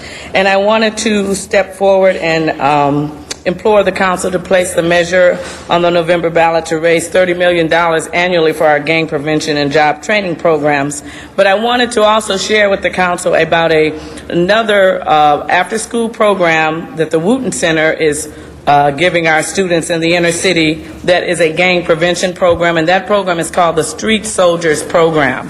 And I would like the council and Councilman Hahn and Councilman Park to allow me the chance to meet with them and talk about the Street Soldiers Program. The Wooten Center has introduced the Street Soldiers Prevention, Gang Prevention Program to provide its youth with knowledge, guidance, and practical tools to avoid gang and family violence. The program is based on the work of the San Francisco Omega Boys Club founder, Dr. Joseph Marshall, who is a recognized nationally violence prevention instructor in the city of San Francisco. The Anna E. Casey Foundation recently published a tool called Barriers and Promising Approaches to Workforce and Youth Development for Young Offenders, in which she cites the Street Soldiers Program as one of the 15 promising programs in the United States against gang prevention. And unfortunately, the only agency in Los Angeles that is doing this program right now is the Al Wooten Junior Heritage Center. So I implore that you allow me to share that with the other council people so that they learn more about it, so that when the gang initiative is passed, we can get more money for the Street Soldiers Program. The California Wellness Foundation recently gave us a 3-year grant of $185,000 for the program, but that is not enough to combat the gang problem in the city. Thank you, Ms. Miles. Thank you very much. And thank you for your good work. We appreciate it. Donnie Joubert is our, we have one last speaker. The microphone's yours. Good morning. Good morning. My name is Donnie Jewett, part of the Watts Gang Task Force. If y'all remember, this year I got an award here for the Moonlight Basketball. It's important that this measure pass. Bernard Park came to one of the games, and he seen how excited the guys and black and brown, how they could play together. It's important that this measure move through. Devon Harris last year, a family member, shot down, leaving school, off the bus, 15 years old, died by another young man's hands that was 16 years old. It don't make any sense. We have to stop this, and we're calling on you to support the 15th district. Thank you. Thank you very much, Mr. Joubert. That will close our general public comment for today. Brief response, Ms. Brief response. Sure, Ms. Hahn. Just so everybody knows, this item is not on our agenda today, which is why you all spoke in public comment, and because of the Brown Act, we're not allowed to respond to what you said. But please know that we are very grateful that each of you took the time to come down here. Your message was heard loud and clear, and I know I share the feelings of all the council members. It breaks our heart as well to see anybody stand here with tears running down their cheeks, whether it's Charlene or Reggie, who lost his son. We want no more tears shed in this city for innocent lives being killed through gang violence. So your message was loud and clear, and I think you've given us the courage that we need to move this forward. Thank you. Thank you very much, and thank you all for taking that time. We do appreciate that very much. I wanted to read in the record the folks that were here on items 44 and 45. Those were, next ones we're going to take up. They had a public hearing, but I wanted to call that special to make sure the names were in the record. On the against side on both 44 and 45, Doug Haynes and Ziggy Cruz. On the for side, Steve Ober, Mark Wierner, Stephen Sprague, Cormac O'Neill, Grant Lux, Bill Harris, Russell Anderson, Mark Gordon, William Gilman, Francisco Rasels, Chris Chabel, Heather Gilman, Joel Chacon, Marla Jenkins, Jimmy Napite, and Eduardo Arriola as well. So if we could take those up, please, if we can prepare the roll on 44. I'm sorry, Mr. President, just for the record, communications from the public have been distributed to the council members, too, for their information. And we have communications for everybody that has been distributed as well. If you can prepare the roll and tabulate the vote. 10 ayes. One of those will go over to our second reading, and 45 is approved. We can send that forthwith. We have requests to reconsider items 19 and 34E. We can take those up. Next, item 19, please. Sure, we can just do them together. Oh, no, okay. Just on the reconsideration, if we can take them together. Please open the roll, close the roll, and tabulate the vote. 10 ayes. And on 34E, there's a substitute motion. And that has been distributed, Mr. President, if you wish to take that up at this time. Okay, let's go ahead and take that up. 34E, please open the roll, close the roll, and tabulate the vote. 10 ayes. That is approved. I know we're moving quickly. We had a little bout of food poisoning of a member, so we want to keep quorum. Just for folks on 44 and 45, 44 will come back 1 week from now for a second reading on the ordinance, and 45 is approved. 34 has been approved, and 19 is called special. And Mr. President, 26 was called special inadvertently. Do you wish to take that up at this time? Yes, we don't have a card on that, so if we can close the public hearing and take up item 26, please. Please prepare the roll and tabulate the vote. 10 ayes. Okay, if we can take up the beginning of the commissioners, I believe we have a series of them that came out of our Arts Parks Committee. Those would be items 4 and 5, as well as the Children, Youth, and Families, which is item 21, and the Human Relations Committee. If we can take those 4 together, please. Human Relations is Education Neighborhoods. Okay, I'm sorry. Let's. Well, why don't we take those together? I know Mr. Alarcon, I know had to be excused on city business, so we'll take those 4 together. And I'd like to recognize, if I can ask our nominees to come forward. That's Rocio Cordova, Francine Wilson, Martha Swiller, and Francisco Dueñas. If you'd please join us here at the center table. And I'd like to recognize Mr. Labange as they are coming forward. Thank you, members. Here we have 4 distinguished citizens of Los Angeles who are dedicated and committed, selected by Mayor Antonio Villaraigosa to serve in very important roles in our neighborhoods, concerning children. And if we could ask each of you just give a brief expression of your passion and how you're going to help this city. Great. And introduce yourself, if you would, please.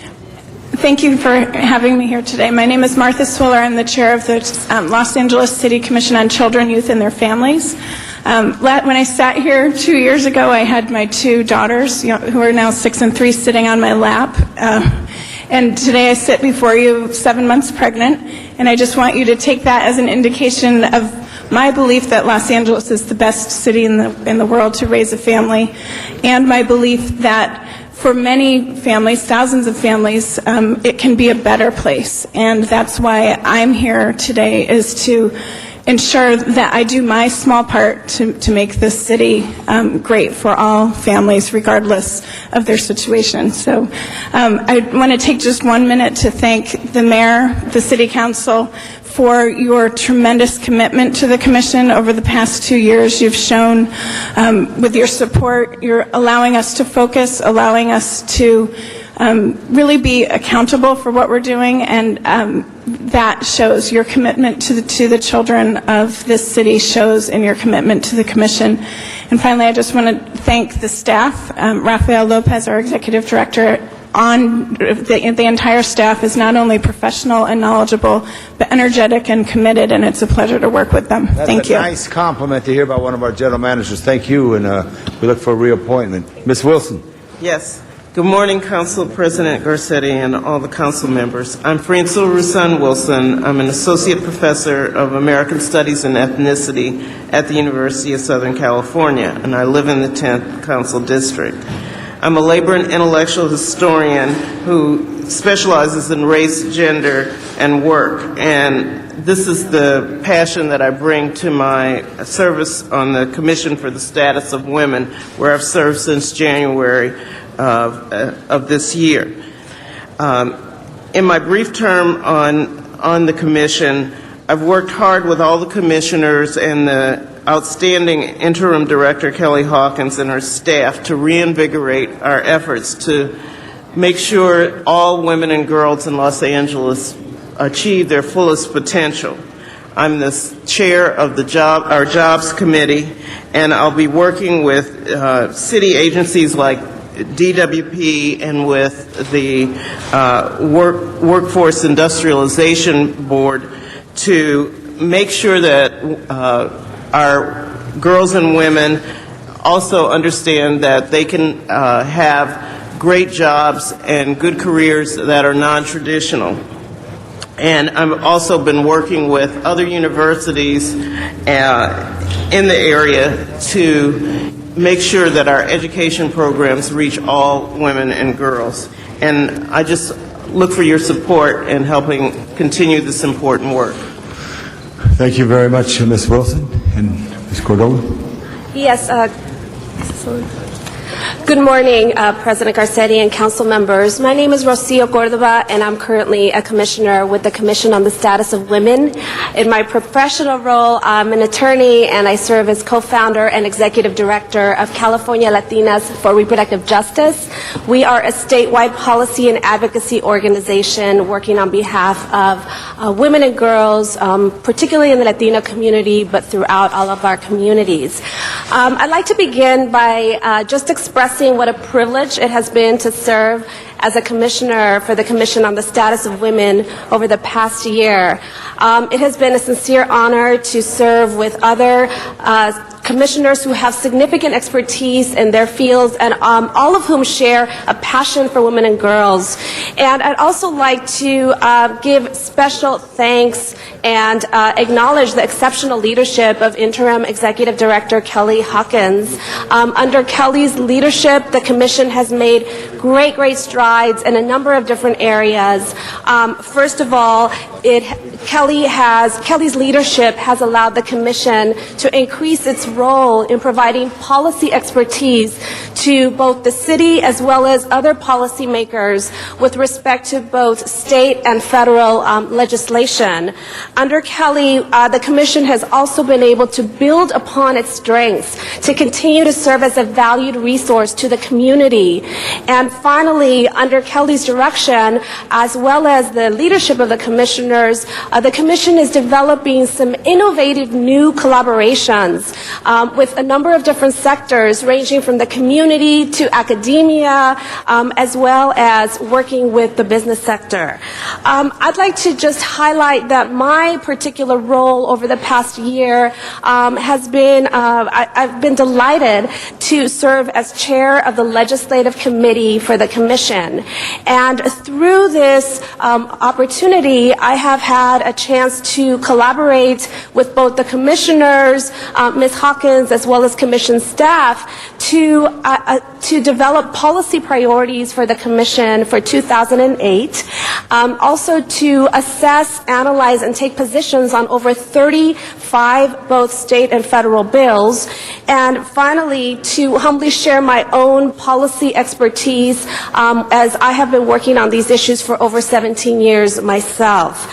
I'd like to just highlight the 4 policy priorities that we've identified for the Commission. One is access and inclusion, which includes access to health care, fair and equitable environments, and women's human rights. The second is economic opportunities, focusing on ensuring that girls and women have opportunities for inclusion in non-traditional fields. The third is violence, both being addressed by personal and public safety, looking both at domestic, systemic, and community violence. And fourth is education, looking at issues such as gender equity in education, as well as supporting comprehensive sexuality education, both in our schools as well as on the community level. I would like to just close by emphasizing what an honor it has been to serve the City of Los Angeles, the women and girls of the city, and I sincerely appreciate your considering my reappointment today and would be more than happy to answer any questions. Thank you. Thank you very much for your passion as well. And now a reappointment, Francisco. Hi, City Council, Council President. First of all, I think I would like to start off by saying how honored I am to be sitting up here with such an esteemed colleagues. My name is Francisco Dueñas. I work in my professional career, I work for Lambda Legal, nonprofit gay civil rights organization, national, and I focus on outreach to Latinos and making sure that LGBT Latinos have the legal knowledge about what their rights are.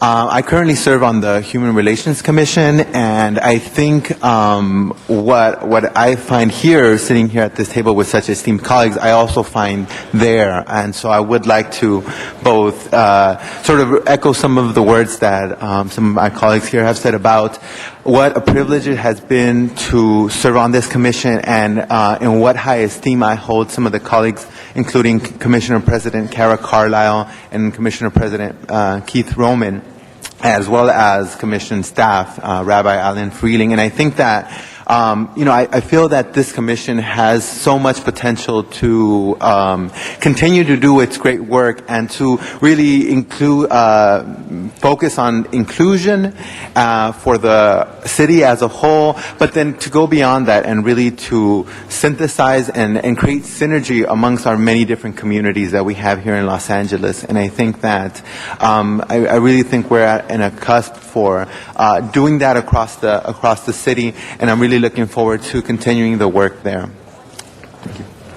Thank you all. Members, I recommend an aye vote. All these people are dedicated. You can tell from their expression and their passion would be great contributors to our commissioners. Great. Thank you very much. Ms. Gruhl.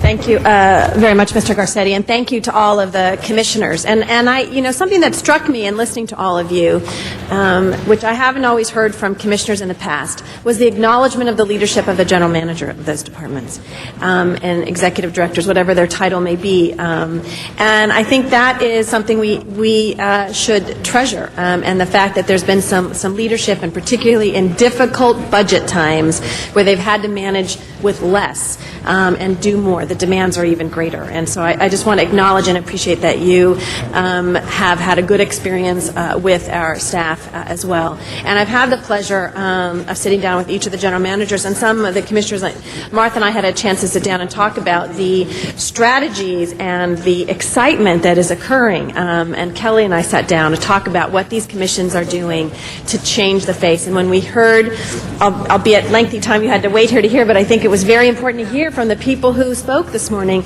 about what they're struggling with, whether it be through human relations or women who are dealing with gang violence and mothers and their children, and providing the kind of care that we think for our children and youth, and some of the preventive measures that can occur through children, youth, and families. And I know that in this last year, the ability to really come together with all of the programs and say children, youth, and family is going to be a programmatic kind of issue as well as a policy making has been great. And so I just want to acknowledge that these commissions have gone so much farther than we would ever expected, that they're showing leadership.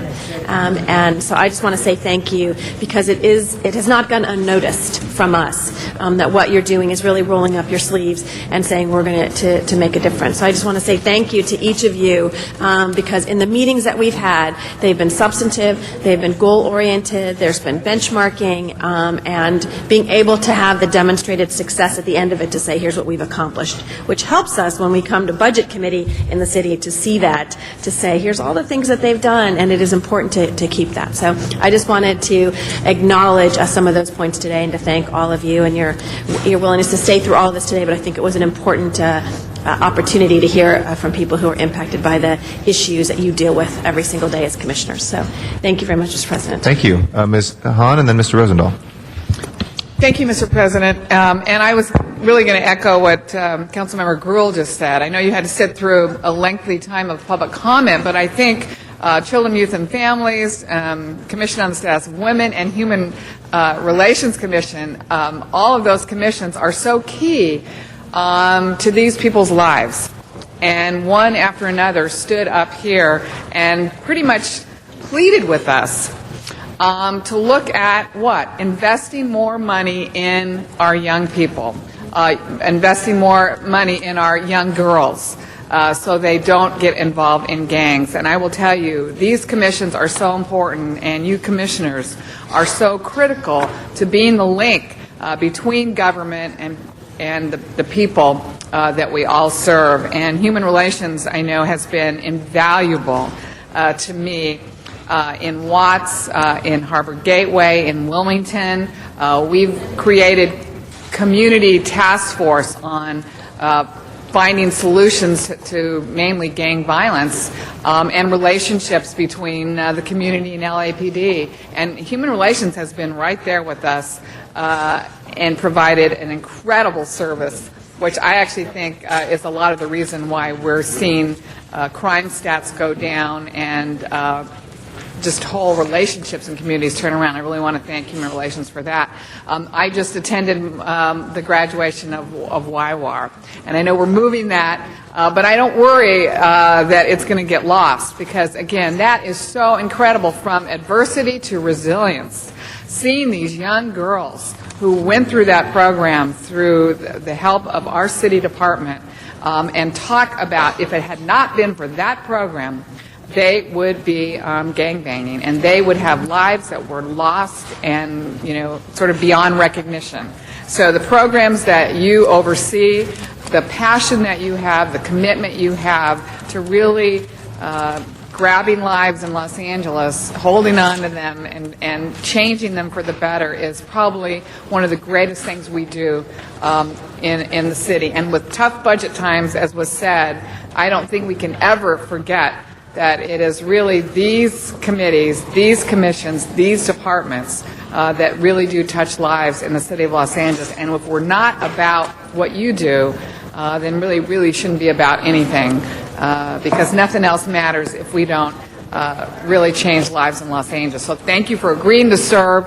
Know that we value you. Know that we value your work, and know that we will do whatever we can to find the resources. But I think the ballot measure that was referred to earlier will actually also benefit many of the things that I know you get frustrated about not having enough funding for. So thank you for your service. Really, we appreciate you a lot.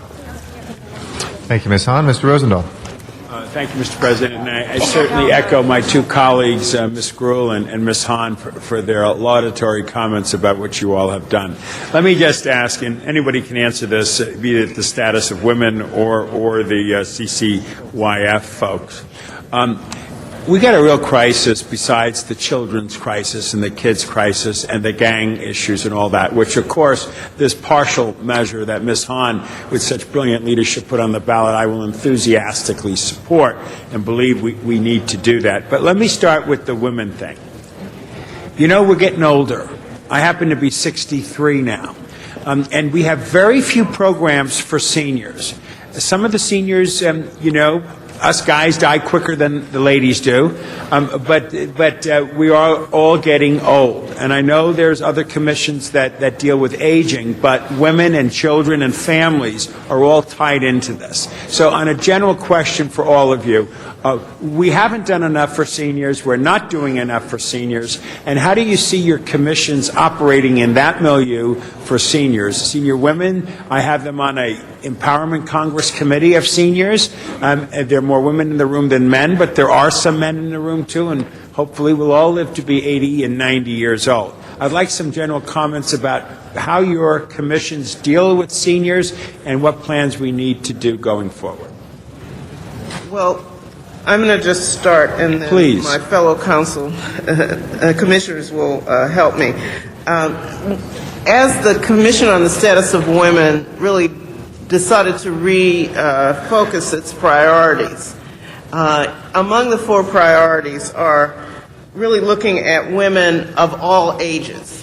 And so that was specifically done to address both ends of the spectrum. And also, we try to have every other commission meeting in the community in one of the council districts so we can speak to a broad range of communities. We don't want to reinvent the wheel and create new programs where there are already programs. We feel that our best role is to work with programs that are already in place and see how the commission can be, in some ways, a bully pulpit, and in other ways, bringing the disparate programs together and to start to look at best practices. Right. So I think we're very aware and concerned about senior women, and a second priority is women of low income. And so, of course, senior women of low income are in great difficulty, and so our commission wants to find ways that we can best utilize the services of the city. And what we're hoping with through our interim executive director, Kelly Hawkins, is to have more community partners with universities so that we can actually get some grants that universities will run to see what the baseline is, what's needed. Can we really talk right now about what a picture of the status of women and children in the city of Los Angeles? And so we hope to, in ways of doing that, we can provide through that instrument a way for the council to help older women in a more targeted fashion. What do they need? I look forward to that. I had the pleasure, there's a great lady named Frances Strokes who lives in Westchester, and I went on a ride-along on Meals on Wheels. Meals on Wheels is an amazing program that obviously shut-ins, as people get older, they have a hard time getting around. And that meal not only is a meal, nutrition for life, but it's a contact with someone outside of that home where that person lives. And I'm a big believer in Meals on Wheels, and we need to support it more and have more outreach for men and women who are outside of, a family caregiving kind of role. And if I might add just Please. one other level in addition to all of the wonderful initiatives that Commissioner Wilson described, Yeah. we're also looking at issues of women of all ages, including older women, on the policy level. And so Right. we are assessing proposed legislation and welcome any kind of ideas and suggestions for the following year as well, in terms of things that we might take leadership on supporting women who are low income, women of all ages, young women, older women, and we're very much looking also at women who are ethnic and racial minorities. So we're really looking at our city's most underserved women in terms of our policy priorities, and that includes older women. Very good, very good. Did you want to comment on it before I ask Francisco something about the Human Relations Commission? It's not a big comment, but just Please. to really recognize Yes. the role that older people play, seniors play in every family. And that's either as a caregiver to young children or as a support for the parents, or as someone who needs to be supported. And I think that, recognizing the gifts that they bring and the additional stress that it can bring to have to care for an older person, as you also care for your young children, is something we should all keep in mind as we think about various policies. Totally. And, my father, Frank C. Rosendahl, delivered Meals on Wheels until he was 85. And it was one of his great joys every week to get out there, mix with other seniors, and to do something of public service. So I'm a big believer in moving that program forward. Francisco, on Human Relations Commission, which you remember. Do you mind pressing your button just again? There's nobody else on the queue, but if you'll just press your button for a second time. Thank you. Go ahead. Okay. There you go. Thank you. Go ahead. Mr. Rosendahl, second time. We had a situation in Oakwood the other day where there was a community outcry over police action. It's debatable who was right or wrong. I'm not going to get into that. The police were doing their job, but the community was also reacting. The Human Relations Commission came in and helped facilitate some meetings, very effective. Where do you see the Human Relations Commission heading on these kinds of issues of bringing people together? One of the things that I really feel that the Human Relations Commission does, and so one of the purposes it serves, and I think we need to get better at, is providing a voice to the community, right? I mean, I think a lot of times people don't feel that they have an opportunity to be heard, and I think that goes a long way towards diffusing tension that builds up in our communities, and doesn't allow the different camps and our different communities to be able to work together collaboratively on the issues that they're facing in their communities. And it is one of the strengths, I think, of the particular staff that we have right now, as in the commission, Human Relations Commission staff, that they are very gifted at being able to diffuse those situations, have people be heard while at the same time challenging them to be able to move forward. And I think that as commissioners themselves, we need to be able to continue that, build on that, and then see how it can be sort of prioritized across the city, because I do think that there are so many needs across the city regarding our human relations work that I also think we need to be better about prioritizing. And I just want to thank you for what you've done in my district, in the 11th district. We're not going to have the Bridges program anymore, and I need some outreach programs after that goes, so that Oakwood and Mar Vista and Del Rey and Latinos and African Americans and Anglos get along better. But I want to thank Mr. President. All four commissioners are great. Obviously, we should reappoint them. Thank you. Thank you. Very much appreciate that. And with that, we've got the 4 commission appointments. We have 2 public comment cards from the same individual on items 21 and 22 for those appointments. Zuma Dog, if you'd like to come forward on those. Yes, thank you, and I'll just address all commissioners under the same public comment time. My name's Zuma Dog. In case you're not aware, I'm an internationally published author on the topic of methods for management of quality and productivity as prescribed by Dr. W. Edwards Deming. It's a 14-point blueprint to improve quality, productivity, reduced waste. It's the #1 topic, and I urge you, I have it on my website, ZumaTimes.com. Just look for Interpreting Deming's 14 Points. It's what we need to take us out of the crisis. If I sat and told everybody here, I have a report here that could tell you how to reduce gas emissions and improve efficiency by 60%, you'd say, I'd want that report because you want to look good in your jobs. I'm telling you, what it's going to take back the city is Dr. Deming's 14 points, as I have written about and been published internationally. It's my gift to the city. You could bring it back to the commission appointments, if you could bring it back to the content at hand. Okay, yes, and so here's my concern about commissioner appointments. I'd like to remind City Council, first of all, Barack Obama, we're talking about families, youth, and children, so I'd like to use the quote Barack Obama said, is that any fool could have kids, that doesn't make you a father. I'd like to say any fool could be a council member or commissioner, that doesn't make you a leader. So we need empowerment. Please empower all people in your departments. I'm here to say that we have a vindictive mayor who uses a lot of these appointments as commissioners as political paybacks, high-paying jobs and high-paying appointments he uses as favors, maybe to drop out of a race so that his candidate could win. So we got a lot of these types of people within the system, and I'm concerned. And I like City Council also because when we have these patronage, reward, high-price appointments that the mayor jams in here, well, these are not experienced people, and we lose and get cheated of quality and productivity. And so once again, it comes back to Dr. Deming, and also with the nonprofits. I know a lot of these commissioners deal with nonprofits. I say it's a corrupt racket with tons of money being funneled in and we're not getting the services promised.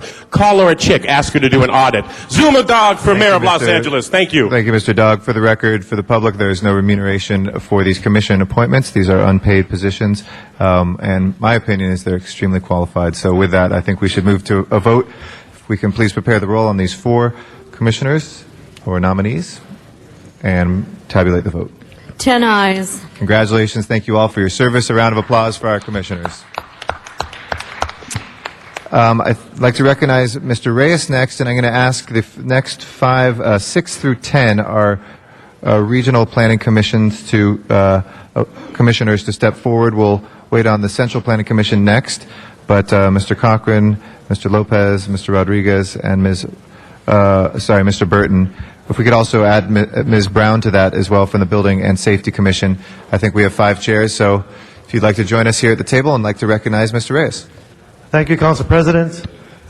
Colleagues, we're very fortunate to have individuals who are being reappointed. So they've been around the block, they've gone through their learning curves. So I want to thank you for your continual support of our city. APCs are not an easy challenge when you have so many discretionary issues, building and safety as well. There's a lot of interest groups and different ways of looking at the same issue. So I'd like to recommend their reappointment, but perhaps you'd like to share a few thoughts of why you want to continue on this appointment as Area Planning Commission and Building and Safety Commissioner. And we can start with you, ma'am. We can work our way down. Good morning, President Garcetti and distinguished council members. My name is Marcia Brown, and I'm president of FoodGen Inc., Research and Investigation, and thank you for considering my reappointment to the Building and Safety Commission, where I have served as president for the past 2.5 years. I don't think there's anything more important than the safety of the residents and the citizens and the visitors of Los Angeles. And I do have to say that under the fine leadership of the General Manager of the Department of Building and Safety, Mr. Andrew Adelman, the department has become extremely cohesive and customer service oriented without compromising the safety of the residents of Los Angeles. And one of the things that is of utmost concern to the department is those residences, homes that have been neglected that might become a haven for gang activity. The department is working very, very closely with the Los Angeles Police Department to eradicate and declare these buildings that have been abandoned as public nuisances, and therefore we can move that element out of the neighborhood. The other thing is that the commission has done is we have taken our meetings outside of the downtown Figueroa location of Building and Safety to our offices in the community, thereby giving the residents an opportunity to address the board with their issues. So it's a pleasure to be here today. It's an honor to serve, and thank you very much. Thank you, Ms. Brown, for everything you've done, everything you're going to do, and hopefully we'll get an aye vote and a unanimous. Next, please, Sir Mr. Cochran, to give us your name and the area of concern that you're focused on. Good morning. My name is Steve Cochran. I have the bad fortune of being a lawyer. I am a partner at a national law firm, Catton, Muchin, Rosenman. I have the good fortune of serving on the South Valley Area Planning Commission. I've enjoyed working with Ms. Goldberg and her staff. They're very competent, hardworking people. In that South Valley area, there are a lot of issues having to do with housing density, low-income housing, parking and open spaces, walkability. I am glad to be able to have served. I'd like to help out in any way I can in my current capacity or doing more. Thank you for having me. Thank you, sir. Hi, good morning, President Garcetti, council members. Thank you for having me here this morning. I would like to first of all thank the mayor for my reappointment. This is my third time back here. I've been the vice president for the last 2 years of the West Los Angeles Area Planning Commission, which I have enjoyed immensely. I do want to go out of my way and compliment the planning staff. I said the same thing when I was before Plum, but they do just a tremendous job with the amount of work that they have to handle. And they come to our meetings, which meet in the afternoon and often run late into the evening, and are very professional and competent. And we appreciate having the opportunity to work with them. I was hoping to get Councilmember Labange's questions on passion. Why are we passionate about planning? The issues that we're fortunate enough to help decide matter a lot to communities.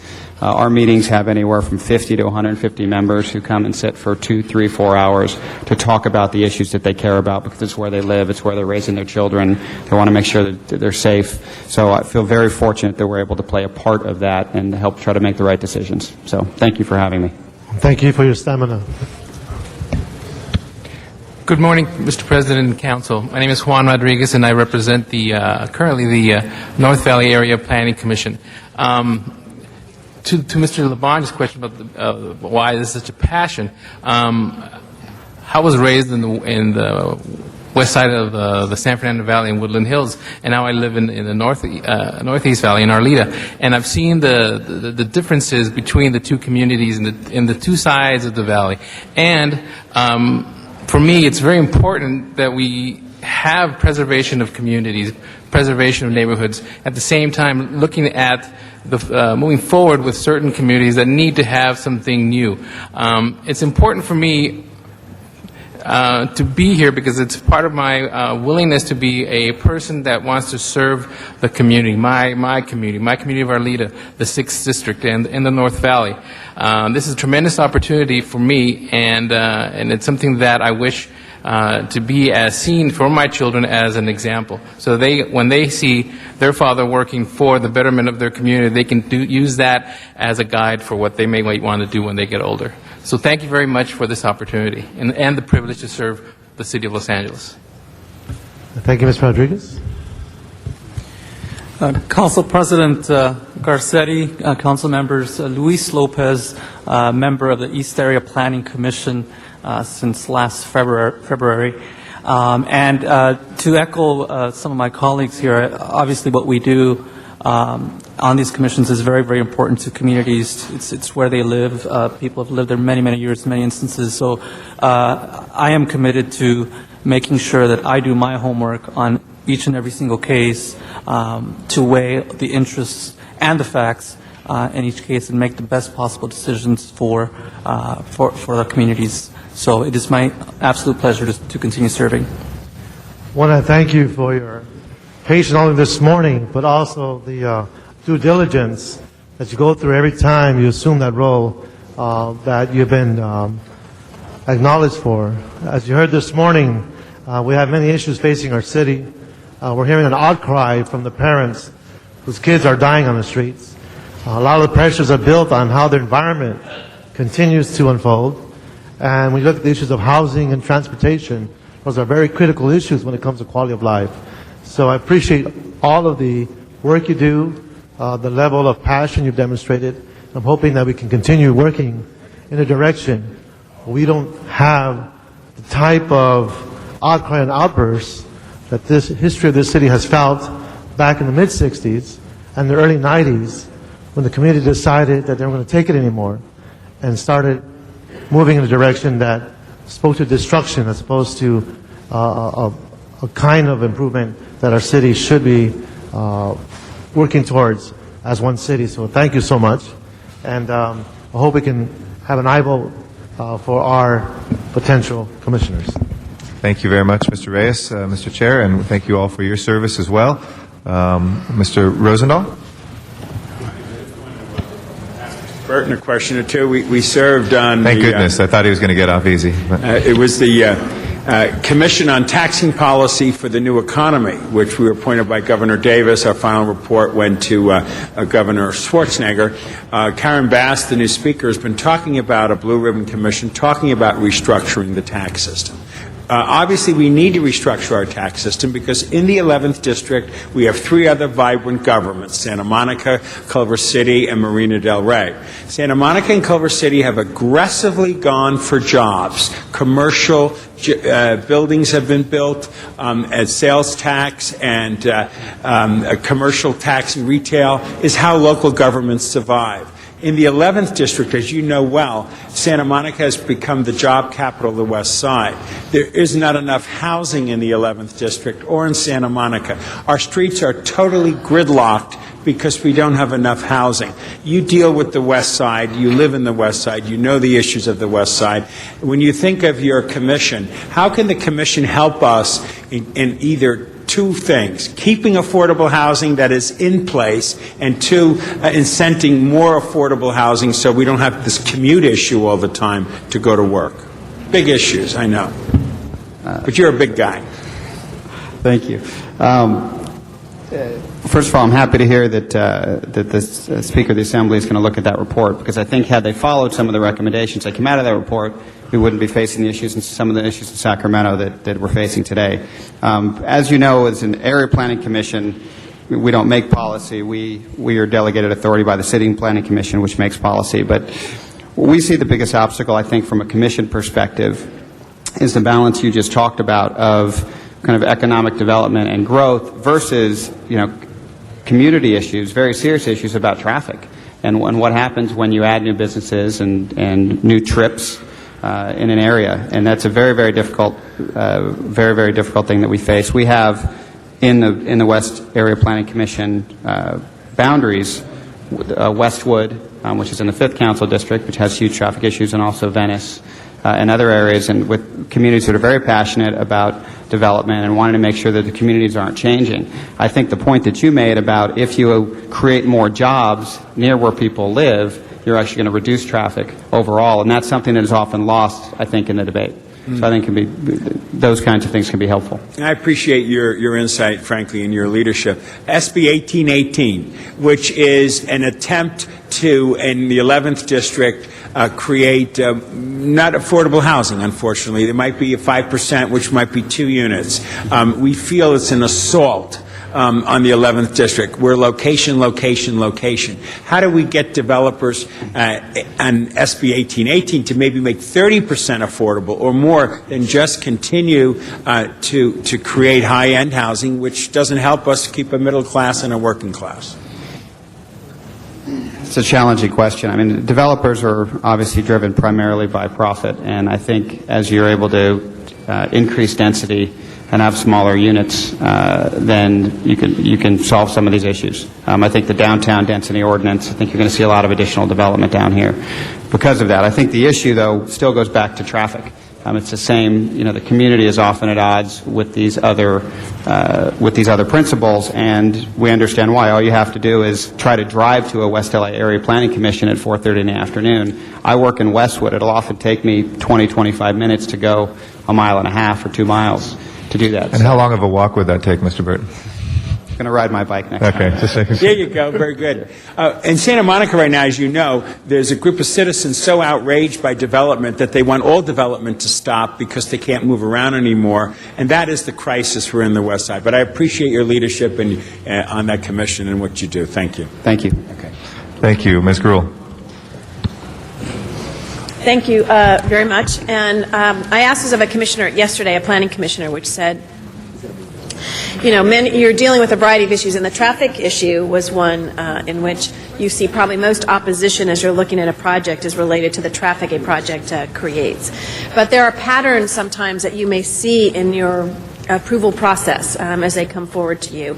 And I would like to challenge each of you to, as you make some of those decisions, to come back to us and have suggestions on public policy issues that we can, sometimes you will see the same problem every single month with projects that you may want to be able to correct, but you'll say the law doesn't allow us to have any other way other than what the city attorney may tell us or the planning department may tell us.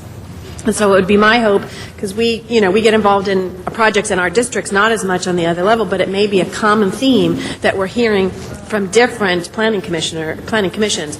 And so I'd love to kind of challenge you to look at some of those decisions you're making and to see where, in fact, we can make some changes in public policy. We have done that under the leadership of Mr. Reyes when some of those issues comes forward to say, how does this impact East LA, Hollywood, South Los Angeles, the Harbor, and the San Fernando Valley, and can we change the way we do business? So I just want to thank you, the planning commissioners. It's one of the tough, and building and safety, these are some of the toughest jobs that are related to time that you spend, as well as interaction with the public. Many times people are there very concerned about their quality of life and their community, and you become the person they express that to, as well as to the council member. So we have some compassion towards what you are doing there in the Planning Commission. But off the top of your head, is there anything that you would see that has been in a commission that is a common theme that you'd like to share with us, or you can let me know at another time? Any thoughts on that, on some of the challenges? No? Okay. All right. Well, that's your homework for us. Thank you very much, Mr. President. I wholeheartedly support the commissioners that are before you today. Thank you very much. And we thank you all for offering your service to the city. And Ms. Brown, Mr. Cochran, Mr. Rodriguez, appreciate, don't know you as well, but know certainly through your resume and your record of service, the distinguished careers that you've led. And Mr. Lopez, I want to thank you as a CD13 resident for everything you've done inside the district as well. You've been a tremendous leader inside the district, and very proud of how fair you've been as well on the commission. And Mr. Burton, thank you too for not only your service and friendship, but on going to those planning commission meetings by foot from now on to lead the way with pedestrianization. We appreciate that. So with that, let's go ahead and open the roll, close the roll, and tabulate the vote. 10 ayes. And with that, you are reappointed and appointed. Congratulations. Round of Thank you. applause for our commissioners. And thank you, too, for your patience. And thank you, Mr. Chair. Recognize you again for our next one, number 11. Thank you. Thank you. Mr. Cardoso, if you'd like to come up to the table.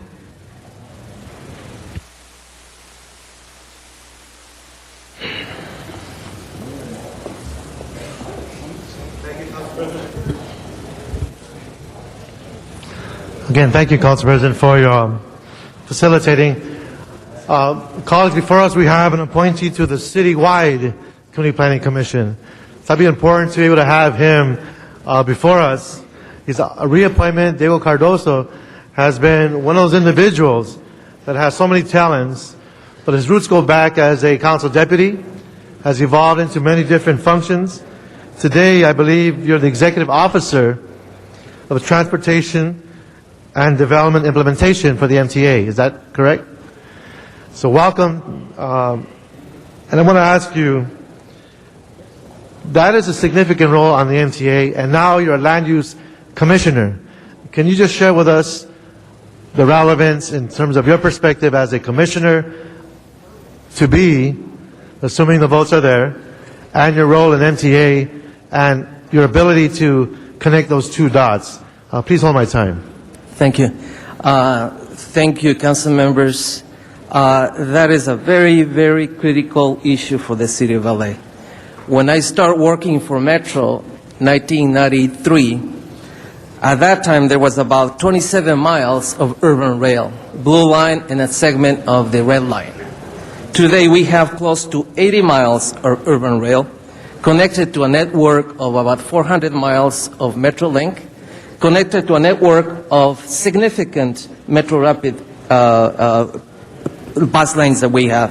In addition to that, right now, there are about 4 or 5 corridors that are under planning.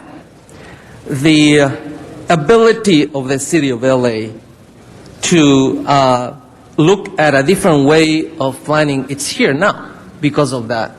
Just in the same fashion as when the freeways were completed in the 60s and 40s, we already had all kinds of issues.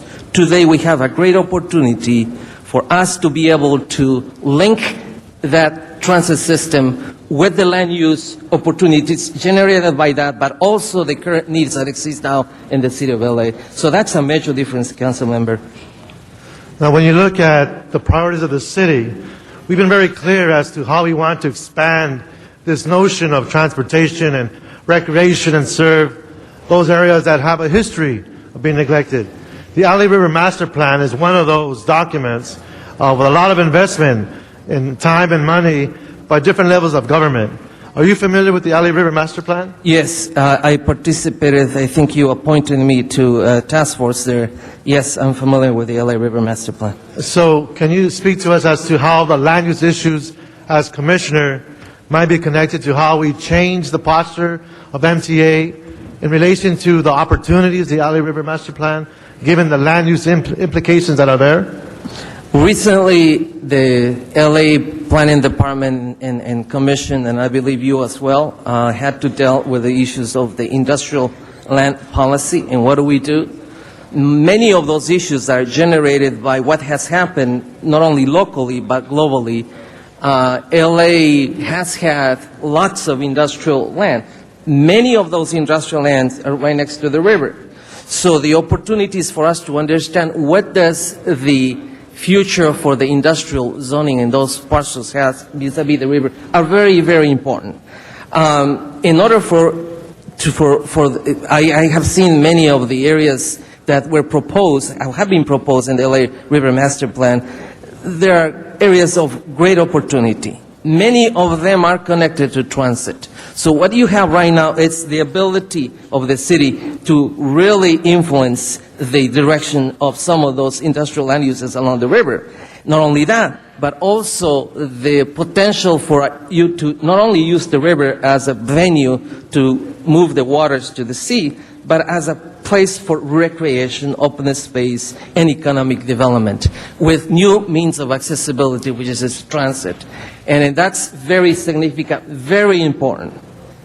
There are policies at state level, federal level that now focus on sustainability, on greenhouse issues and so on. So it's a new century that we got to really focus on how we can strategically link issues or link programs so that we can maximize the ability of the city to implement the programs that they have in their.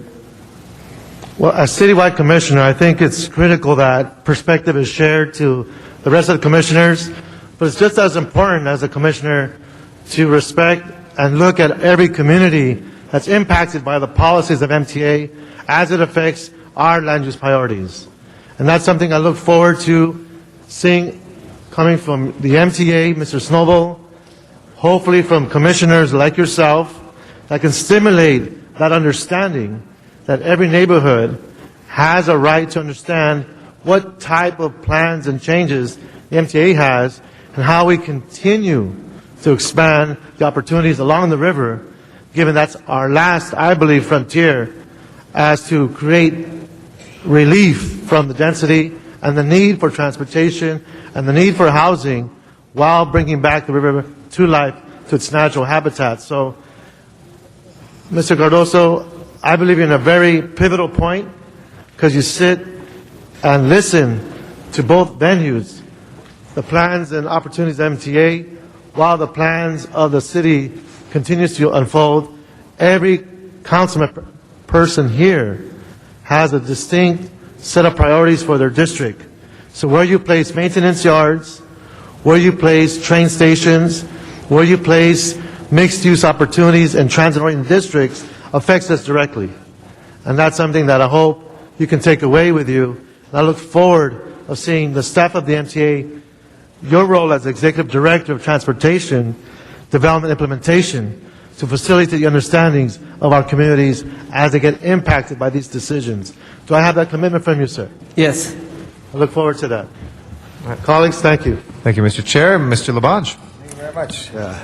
Mr. Reyes, this is one of the great ones of Los Angeles, and I think it's very special, your background also at MTA and also as an artist, where you take your thoughts in your mind and provide it to canvas in some great, beautiful, dramatic pictures of our city. Diego, let me ask that question way outside the box. Let's say you came into the room right here and they said, there's the transportation department, there's the planning department.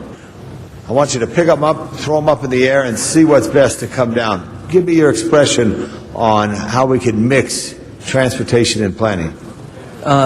Transportation is also about land use. We just discussed today the fact that people are traveling very far to get to work or to go to their home, and that creates all kinds of problems.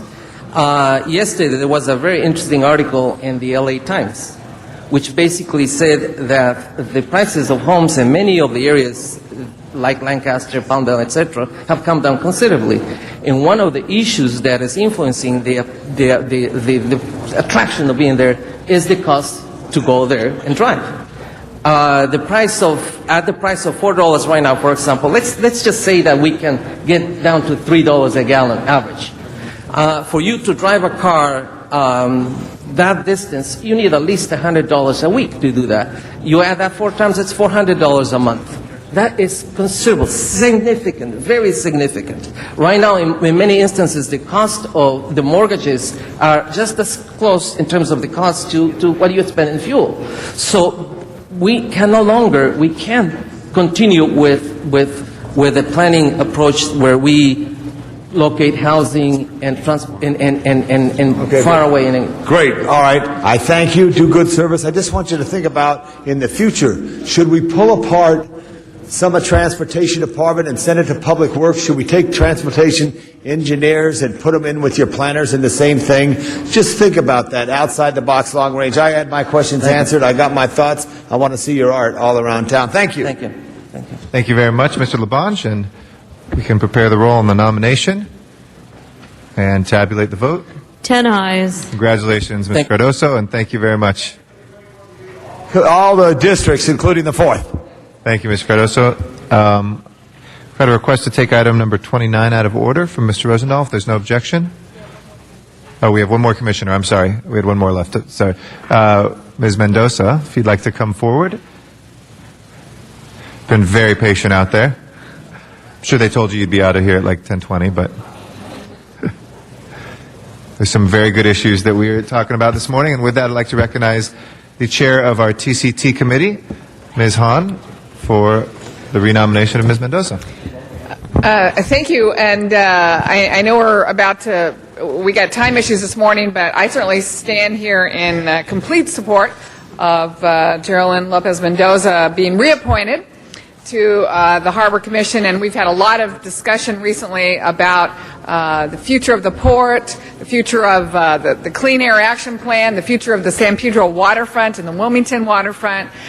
We had some great items in committee this morning that moved forward the tariff that will now allow all ships coming into the harbor to be paid the difference between the bad fuel and the low sulfur fuel, so that will really begin cleaning up. We heard an item about electric yard vehicles and electric trucks that the port invested money in, which again is very exciting.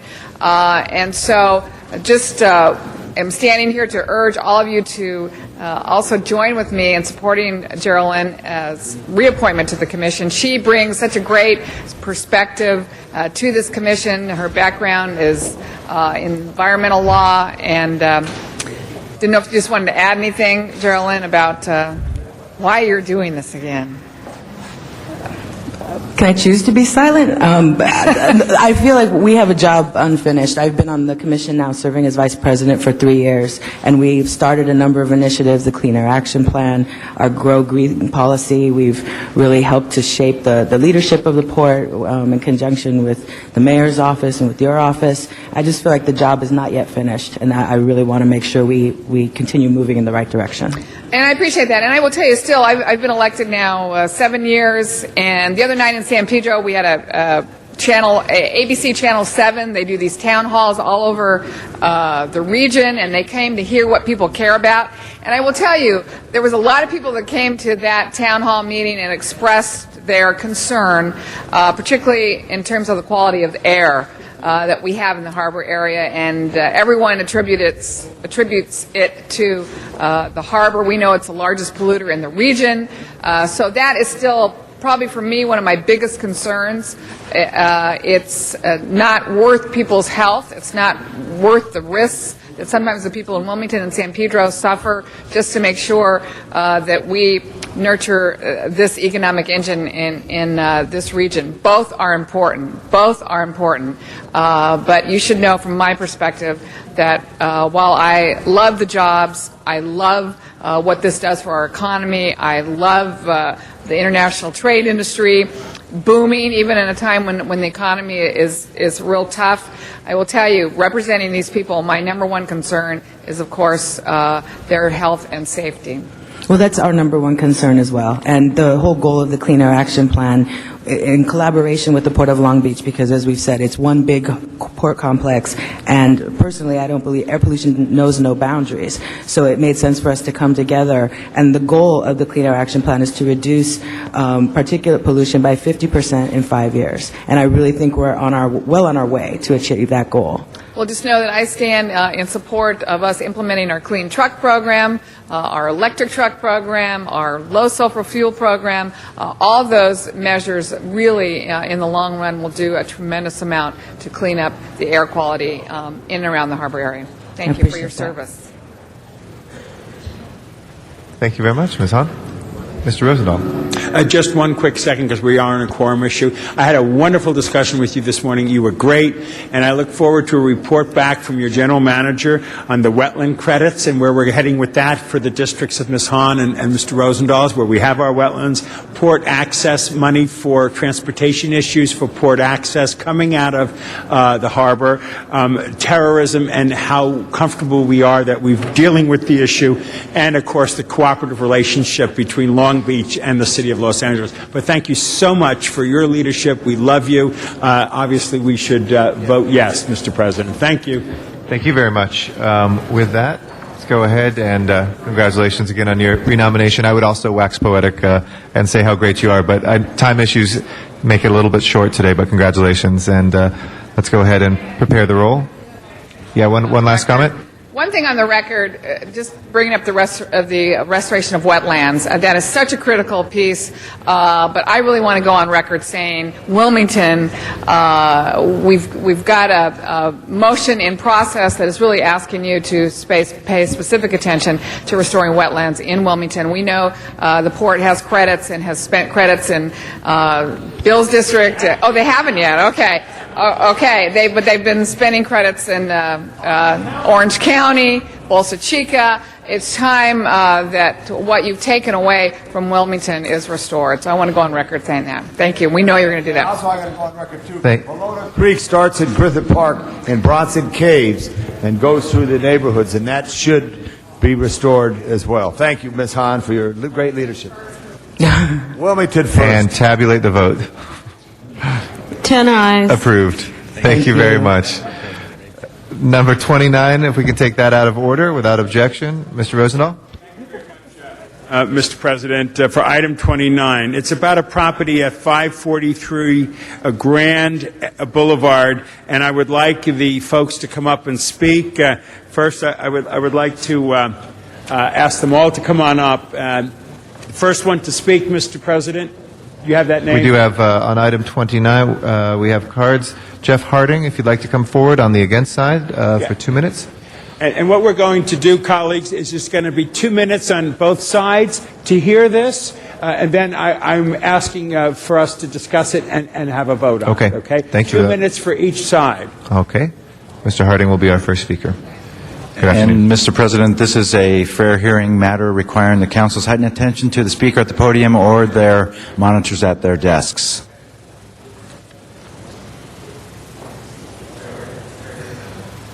Thank you, ladies and gentlemen of the Council. This is an issue between myself and my neighbor, but it's more an issue of the Venice community. I've been a resident of the Venice community for 25 years, and it's gone through a lot of processes while I've lived here. The zoning got downgraded to reduce the density. I lived on an R3 property that's now an RD 1.5 property.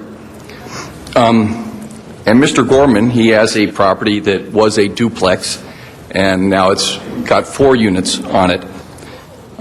So I'm asking that we look at the Venice plan and keep the specific plan as it is, so that the vision that Ruth Glanner had to work with the density, work with the traffic, work with the problems, and also beautify the community.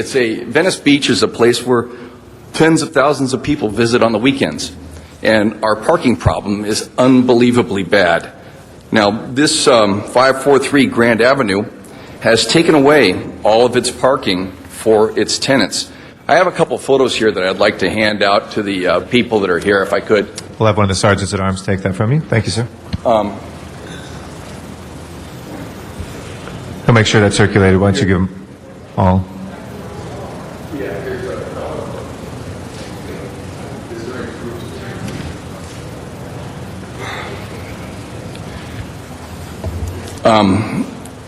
So it's not a neighbor-to-neighbor issue. It's about our whole community of Venice Beach and how we need to keep people in their housing. I believe in housing myself, but not in garages. Putting people in garages is returning us back. This is one of Mr. Gorman's arguments, is that his place has been like this since 1959. If I could speak for 1 second more. It's like the Highway Patrol pulling over a 1959 smoggy vehicle. You've got to fix your vehicle and not have a smog-belching, density-producing problem, which is what 543 Grand Avenue is. Thank you very much. Please, let's keep people from living in garages. Okay. I've tried to raise a compromise here, and these pictures show that they've used up all their parking for picnic areas, and their garage has been closed off to use for housing. Thank you, sir. So thank you. Okay. We appreciate your testimony. On the other side, we have John Parker. We have 4 cards. How do you want to do these, Mr. Rosenthal? You want to take the first 2, 1 minute each, and then we'll name the other 2 into the record? Okay. John Parker. Okay. And then Sean Afternoon, Foreman. John Parker, Pacific Crest Consultants, here on behalf of the applicant. The applicant agrees with all aspects of the West Los Angeles APC determination, including all its findings and its conditions. Mr. Gorman is only the most recent of numerous owners of the property going back more than half a century. The property existed for all of the last 50 years with the number of dwellings that are presently in there. In fact, one more, which Mr. Gorman removed when he moved in 6 years ago. So he actually reduced it from 4 to 3 dwellings. This is documented by the records of the county assessor going back to the early 50s. In approving the project, the APC found that this would avoid the removal of affordable units and the forced displacement of tenants, that the project is similar in density to other projects in the area, and that no changes of any type are being proposed. We are just requesting that the building be approved as it has existed for the last half century. The Venice Neighborhood Council approved the project, and we respectfully request that the City Council concur in the APC's decision and deny the Protestant appeal. Thank you. Thank you. Sean Gorman. Hi, good afternoon. My name is Sean Gorman. I'm the owner of 543 Grand Boulevard. I think John did a good job of summarizing the technical aspects of the case, so what I'd like to do is just spend a second and talk to you about what this means to me on a personal level. In its most simplest context, I think this case boils down to the ability for me to retain my home, as well as the home for the tenant, Kim Newman, who's living in the back garage converted unit. It's also about grandfathering in the existing use, which has been there for over 50 years and has been recognized by city and county agencies. If the Planning Commission approval is overturned, Kim is evicted from her home, and in her own words, which is included in the supporting letters that we've provided to you guys, she says she doesn't think she'll be able to find a comparable place to live at the price she pays in Venice and will be forced out of the community altogether. And without the income from her unit, I can't continue to afford to live in this building, and I'll be forced to move out as well and be put in the uncomfortable position of needing to sell. I've lived in the building for over 6 years and never thought of having to move out, or worse yet, losing my home, until this case was started. This is a very scary thing, and so I'm hopeful that you guys can understand why this is so important to me. The only other thing I'd like to say is we've submitted 51 letters from residents in the community, which includes our immediate surrounding neighbors as well as the tenants in the building, all supporting this case. Thank you. Thank you. We also had here Kelly Wallace and Jan Krimsky, for the for side against appeal. Okay. Mr. Rosendahl? Mr. President, colleagues, I am asking for a yes vote on this, and that is because the county assessor's office listed the building as a 4-unit building. City of Los Angeles Housing Department lists the building as a 4-unit building, and applicant has been paying registration fees on the 4 rent-controlled units. The building has been a 4-unit building since 1959. However, the Department of Building and Safety has the building listed as only 2 legal units. The current owner combined 2 units into 1, so there is now a 3-unit rent-controlled building. Applicant is trying to legalize 1 unit so that the building remains as a 3-unit rent-controlled building. There are a total of 51 signatures, as you heard the owner say, from people surrounding and supporting the 3 units on the site. Because the garage converted unit has been part of the subject property and housing stock in the area for so many years, I request that the appeal be denied, and I request you to vote yes. Thank you, Mr. President. Thank you very much. We have that before us. If we can open the roll on the proposal, which would deny the appeal, close the roll, and tabulate the vote. 10 ayes. That is approved, and we'll send that forthwith without objection. Thank you. If we can continue item number 17, colleagues, until Friday without objection, that will be June 20th. We'll continue item number 17 until then. We also have item number 19. Okay, number 19, if we can consider that again. And I think we're going to waive the reopening of the hearing on that, correct? Do you want to say something on it, Mr. Parks? Thank you, Mr. President. We had a very extensive hearing on this at the zoning administrator, but we have a number of people that came down to make some comments, and I would ask, if time allows, if we could have a 2 or 3 minute open hearing so they can make their comments. It was well hashed out at the zoning administrator, a number of people from both sides of the issue, but just in the deference to those who have sat here since 10 o'clock, if we could have that short hearing to let them express themselves, and we can move from that point. It looks like there are 10 cards. How many minutes and how long did you want to go? We can find out how many are still here. Okay. We'll just hold that on the desk for just a moment. Why don't you ask them? We'll figure that out. We'll have folks come forward in just a moment. Okay? Next item, please, while we're waiting. Next item, Mr. President, is item number 27. That has a card from the public. Okay. Arnold Sachs on item number 27. If you'd like to come forward, sir.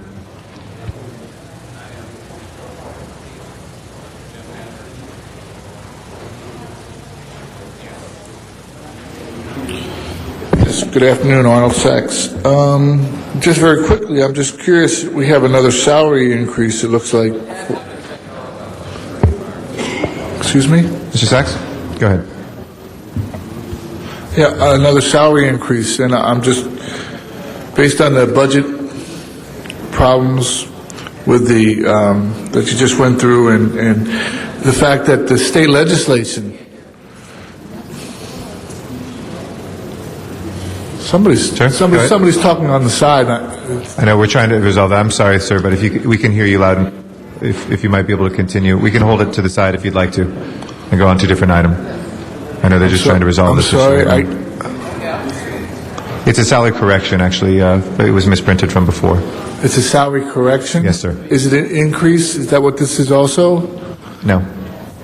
It's not a salary increase. It's No, a it's not. salary Correct. Never mind. Thank you. Thank you, Mr. Sachs. We'll close the hearing on that item. And Mr. President, just for the record, the salary is $165,000. Okay. The Emergency Management Department General Manager, we can please open the roll, close the roll, and tabulate the vote. 10 ayes. Okay. That is approved. If we can go to the next item called special, please. Next item is item 28. That was called special by Councilmember Cardenas, and there's a substitute motion that has been distributed. Okay. We do have cards from the public, Mr. Cardenas. Do you want to hear those first? Okay. We're going to hear first in the Valley from Beulah Sakai. Thank you for your patience, Ms. Sakai. We'll go out to the Valley, see if they're still there. No? Valley? Okay. Do we have the connection to the Valley of Channel 35? Yeah, Dwayne Dixon, why don't you come forward while we're waiting as well? Is Dwayne Dixon here? Okay, Dwayne. Mr. Dixon, why don't you come forward, and then we'll Cesar Zaragoza.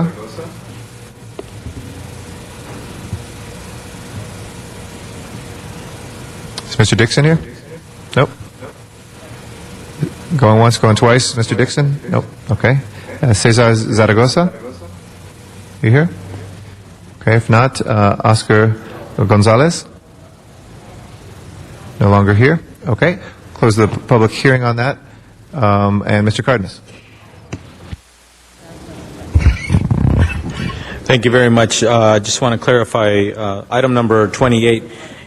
We put the technical amendments before you, and they've been distributed. And also, this is giving the mayor's office the authority to close out the contracts with Bridges 1, Bridges 2 providers, which means that they will go through December 31st of 2008 instead of the usual contracts that go through June 30th of 2009 for 12 months.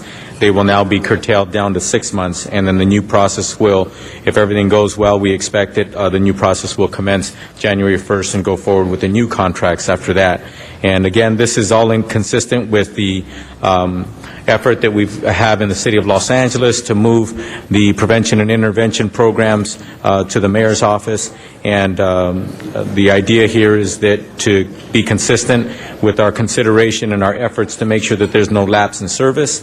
And as far as we can tell, everything should go well. And through this summer, in addition to these contracts, as was moved by Councilmember Alarcon and approved by the council, we will be doubling our efforts throughout the city of Los Angeles, as it is going to be a very hot summer in more than one way. And these contracts will continue through December 31st, and doubling our efforts through this summer in the next few months. Thank you. Thank you, Mr. Cardenas. Let's go ahead and open the roll on this item. Close the roll and tabulate the vote. 10 ayes. Okay, that is approved. We'll return to number 19 and like to call forward Shamima Chowdhury. We'll have a minute per speaker. Yes, Mr. Parks? Mr. Chair, I just want to clarify one thing so the speakers are fully aware. We had almost an hour hearing at the zoning administrator. This is about the condition of a current business, a liquor store on Lemert Boulevard. It is not about a proposed or possibly a future 7-Eleven that may be coming to the community. It's about the existing store with conditions about the operation of that store. Okay, thank you. Shamima Chowdhury, like to come forward for 1 minute, and after that we'll hear from Mohuddin Chowdhury. And Mr. President, this is a reminder that this is a fair hearing matter requiring the council members heighten attention to the speaker at the podium or to their monitors at their desks. Please. Hi, good afternoon, Mr. President, all the council member. I'm the There you go. I'm the owner of the Seven King Liquor, me and my husband. So we came here like almost 3 years. We're doing a business. I don't know how ever the before, but I think everybody knows that we are how changing right now. So we are trying to convert the 7-Eleven right now. So that's why all the condition comes to right now. So if you consider us a little bit at least the time, then we can we can prove our business, and we can change the community too. And we have to give us a chance for that, you know. That's all, Mr. President. Thank you very much. Mohuddin Chowdhury will be our next speaker. Good afternoon. President and council member. My name is Mohuddin Chowdhury. I'm is business with liquor store is 5 years. First, my store, it was, your position is 2928 Sunset Boulevard. And that time I saw that I go your office so many times, and his council member Barbara and somebody, they give to advise how I can change my life condition and his business. So then I just started to board at his liquor store, 4111 Venice Boulevard. That one I changed from liquor store to 7-Eleven. It was junk and looks so bad. Now 7-Eleven actually one kind of industry. So whatever I change, 7-Eleven now I face $6,000 to $7,000 revenue and 14 to 15 people working. So employment, revenue, and community, cleanness, nice customer service, everything is good. That's why, Your Honor, is 4051 Lemart Boulevard. I'm the owner 2 years. So whatever I change is before is another 7-Eleven, and all customer, all my neighborhood, they like it. That's why I just trying to change it, this store to liquor store to 7-Eleven. I have his approval from 7-Eleven marketing manager, and they already is drawing the plan. Everything is done. Only just waiting for our condition. Because number 5, if you give me consideration, we can open 2 a.m. Then 7-Eleven they can come to open 7-Eleven. Okay. Thank you very much, So sir. thank you, sir. Give me some opportunity, and I can make a change, something good for my community, for my neighborhood. All Thank you. neighborhood, they like it. Thank you very much, sir. Okay. Okay. We have to go to the next speaker, but thank you very much, sir. Deborah Irby is our next speaker. Deborah Irby? Is Deborah Irby still here? If not, Jeffrey Hambrick? Okay, go ahead. Deborah, first. This is, I didn't expect to have to speak, but, you know, it's in support of something that's required for my well-being, just to be able to have somewhere close by that's open until 2 o'clock in the morning. I'm on the verge of senior citizen, and I don't get around too well, and late at night you don't want to have to go too far from home in order to go and pick up something that's necessary late at night. So I thank you, and hoping that you guys are going to consider this. Thank you very much. Appreciate it. Jeffrey Hambrick? All right, we're going to keep this real simple. This is a neighborhood that is an isolated situation. Albertsons close. Ralph's closes.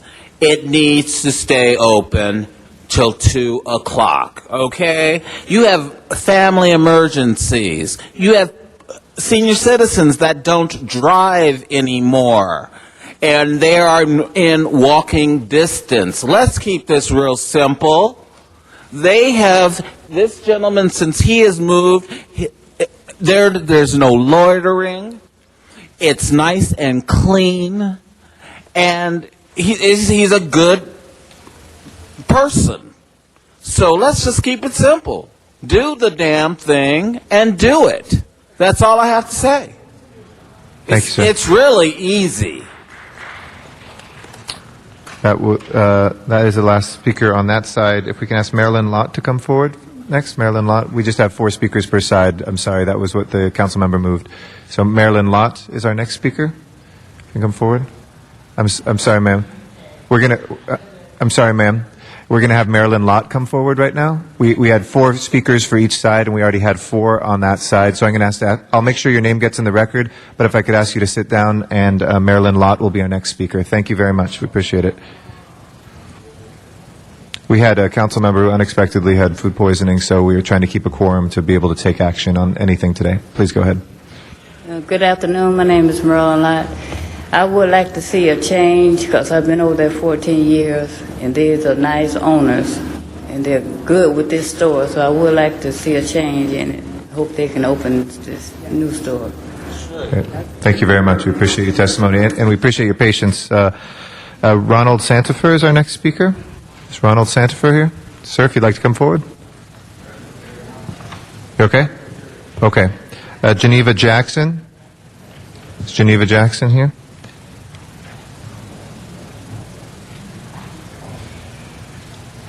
Well, hi, my name is Geneva Jackson. I live at 4078 Lemert Boulevard.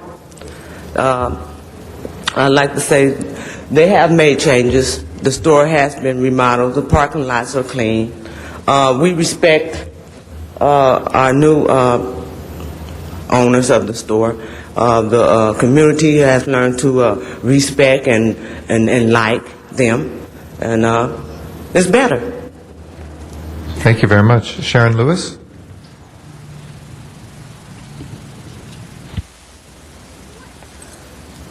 Hello, I'm Sharon Lewis, and I'm on behalf of the store. It has been changed, less violence, and it's good now, much better than what it was when the previous owners was there. So that's all I have to say. Great. Thank you very much. you. We appreciate everybody's understanding. We also had Memi Tate and Majib Siddiqui who were here as well. Mr. Parks? Thank you, Mr. President. I just asked the zoning administrator, Mr. Rohn, to come up to the table. One of the things, just to paraphrase, I think we had about an hour hearing. There were people from both sides expressing their concerns. Admittedly, some of the major issues are dated because of the time it took to get to the hearing, but the issues that were dealt with were still relevant as it relates to what the police department has said and the general conditions of the store. And maybe you could just give us a thumbnail of your evaluation as to these conditions. I think there's 21 or 25 or something like that. Okay, thank you very much. Annick Charon, I'm the zoning administrator for this case. The issue came up first in April 2007 at a town hall meeting with the director of city planning, where a number of complaints were lodged against several locations where there was the sale of alcohol in South Los Angeles. One of those locations was the Instant Store. I held a hearing for a possible revocation, and among the information that I was provided is basically the store has been, which was a very strong nuisance in the past, was operated by the gentleman who spoke earlier since June 2006. And even though the situation has vastly improved, as testified at my hearing by many people in the community, I still have on the record a number of police report items, the last of which in my report is dated June 7, 2007, and there were at least about 5 or 6 of them, which were during the operation by this operator. One of them, and I'm just citing this one at random, is on March 22, 2007, violator observed by the police department drinking alcoholic beverages from a brown bag paper adjacent to this property.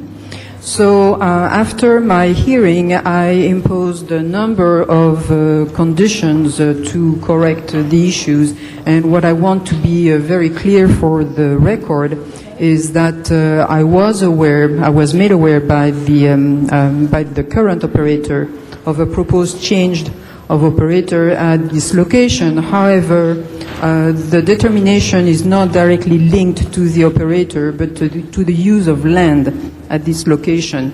And in as much as the sale of alcoholic beverages has resulted in a number of negative impacts on the neighborhood, in spite of the improvements, I did impose 23 conditions, which the operator appealed. One of the conditions I imposed was a reduction of hours of business from 7 a.m. to 12 midnight instead of the current 2 a.m. closing time. And however, I did include in that very condition the possibility for the operator, after at least 1 year of probatory period, to come and have the hours of operation revisited. So there is a way out on for this, but Well, thank you very much, colleagues. What we have here is a issue that deals with a liquor store. There was a significant number of issues brought to our attention from the community and the police department. As I mentioned earlier, although some of these are dated, you can see as early or as late as March 2007, there was still criminal activity. There has been improvement. The 20-some-odd conditions are put in place, which gives the owner an opportunity within 1 year to come back and to appeal them.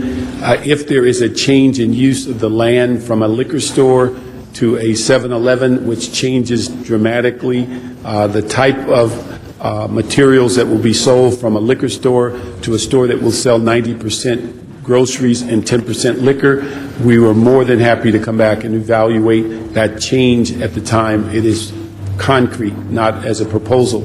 I've advised the owner of that, but we could not change the conditions of the liquor store as long as it's still operating as a liquor store. When they change the land use, there will be consideration of different conditions. And so I'd ask an aye vote. Thank you. We now have that before us again. If we can please prepare the roll and tabulate the vote. 10 ayes. Thank you. That is approved. If I can move a couple closed session items, colleagues, we're going to lose quorum at 1 o'clock, so the City Attorney's Office is available for briefing on any questions that we have. We're going to continue items 38 and 47 until Friday, or no, for a week. 1 week, excuse me. 38 and 47, 1 week.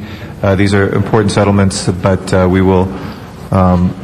They are not time sensitive for this week, but they are for the next month, so we will make sure we get those next week. Without objection, we'll continue those two. That gives us items 41, 42, 43, that we would then move the settlements if there's no objection. Okay? And Mr. President, for the record, the settlement amounts are for 41, $118,750. For 42, $221,992.84, and for 43, $162,500. You still want to be briefed on 41 and 43? What is that now? Those are the two closed session items. So go ahead and please open the roll. These are items 41, 42, and 43. We continued the billboard and the Lincoln Place one for 1 week without objection because we want 41, 42, and 43. 41 and 43 are time sensitive. Yep. They can go move the number. And the City Attorney is available for Okay. So there's any questions council members may have on those as well. They went through the Budget Committee. Mr. President?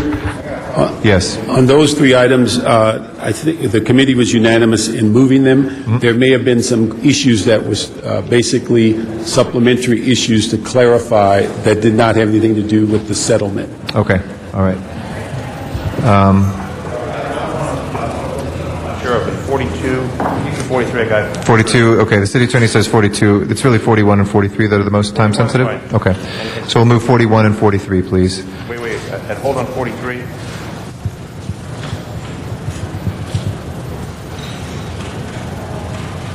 $43 is $500,000.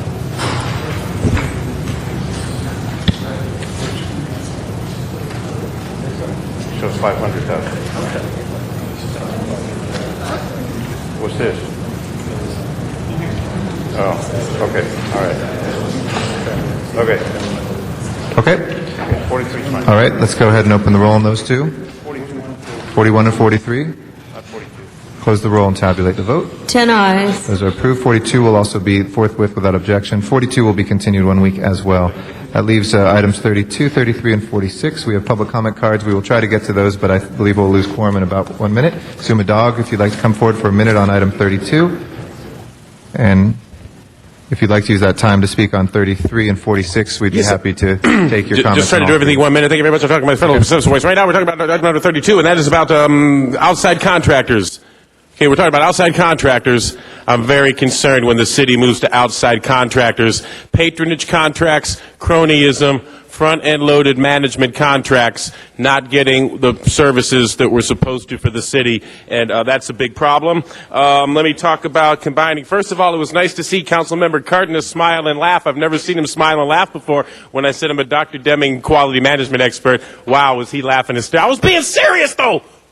Okay, so anyway, grants for new housing, $8.5 million. If we get this in, grants they'll match for new housing funding for HUD is part of this. And I'd like to say we've got a lot of HUD vouchers out there, and there's a lot of affordable housing that could be used under HUD, but they put hard restrictions and requirements if you're a property owner that wants to participate in the program, so then they just choose not to, and there's a lot of HUD vouchers all over the place that aren't being used. So that's very... anyway, try to do 5 agenda items in 1 minute. ZoomaTimes.com for more. If I could just say I'll be following up on ZoomaTimes.com. Thank you very much, Mr. Dogg. Arnold Sachs on item 33. Would like to come forward? And our apologies for only 1 minute, but make sure that we can hear your comments on 33. Thank you. Good afternoon, Arnold Sachs. Just very quickly, I'm just concerned about the correlation between item 33, which is a grant for $8.5 million in funding, and item 32, which is LA Housing's Department's use of outside contractors for various technical services. Be that what it may, and say what you will, the combination of the two on the same agenda and the close proximity of the Los Angeles Housing Department getting grants and then turning around and looking for outside contractors is very, very, very, very suspicious. Thank you for your time, your answers, and your attention. Thank you, Mr. Sachs. With that, let's open the roll on those 3 items. Close the roll and tabulate the vote. 10 ayes. Those are approved. Next order of business, please. Council has motions for posting and referral. Those are posted and referred. That clears the desk. Just on the excuses, we don't have excuses today, colleagues, but I know we've had some private conversations and about this. I'm not going to be, as much as possible, I'm not going to be excusing people for the 11th and the 10th person, because as we see in a number of the meetings that we've been having, it gets very difficult if somebody gets sick or if we lose quorum. And a lot of people are coming in late or arriving late or coming or leaving early. And those are excused, so they're proper. But just so you know, I know everybody gets upset when their items don't get heard, and similarly come to me sometimes for the excuses that they need. So it's kind of flip side of the same coin, so I hope you'll work with me and council leadership on some of those if you'll go to your colleagues and see if you can switch out so we can keep at least 12 members here for that flexibility and for our ordinances. Okay? So with that, any adjourning motions, colleagues? If not, Madam Clerk, please call the roll. Cardenas, Gruhl, Hahn, Labange, Parks, Perry, Reyes, Rosendahl, Zine, Garcetti.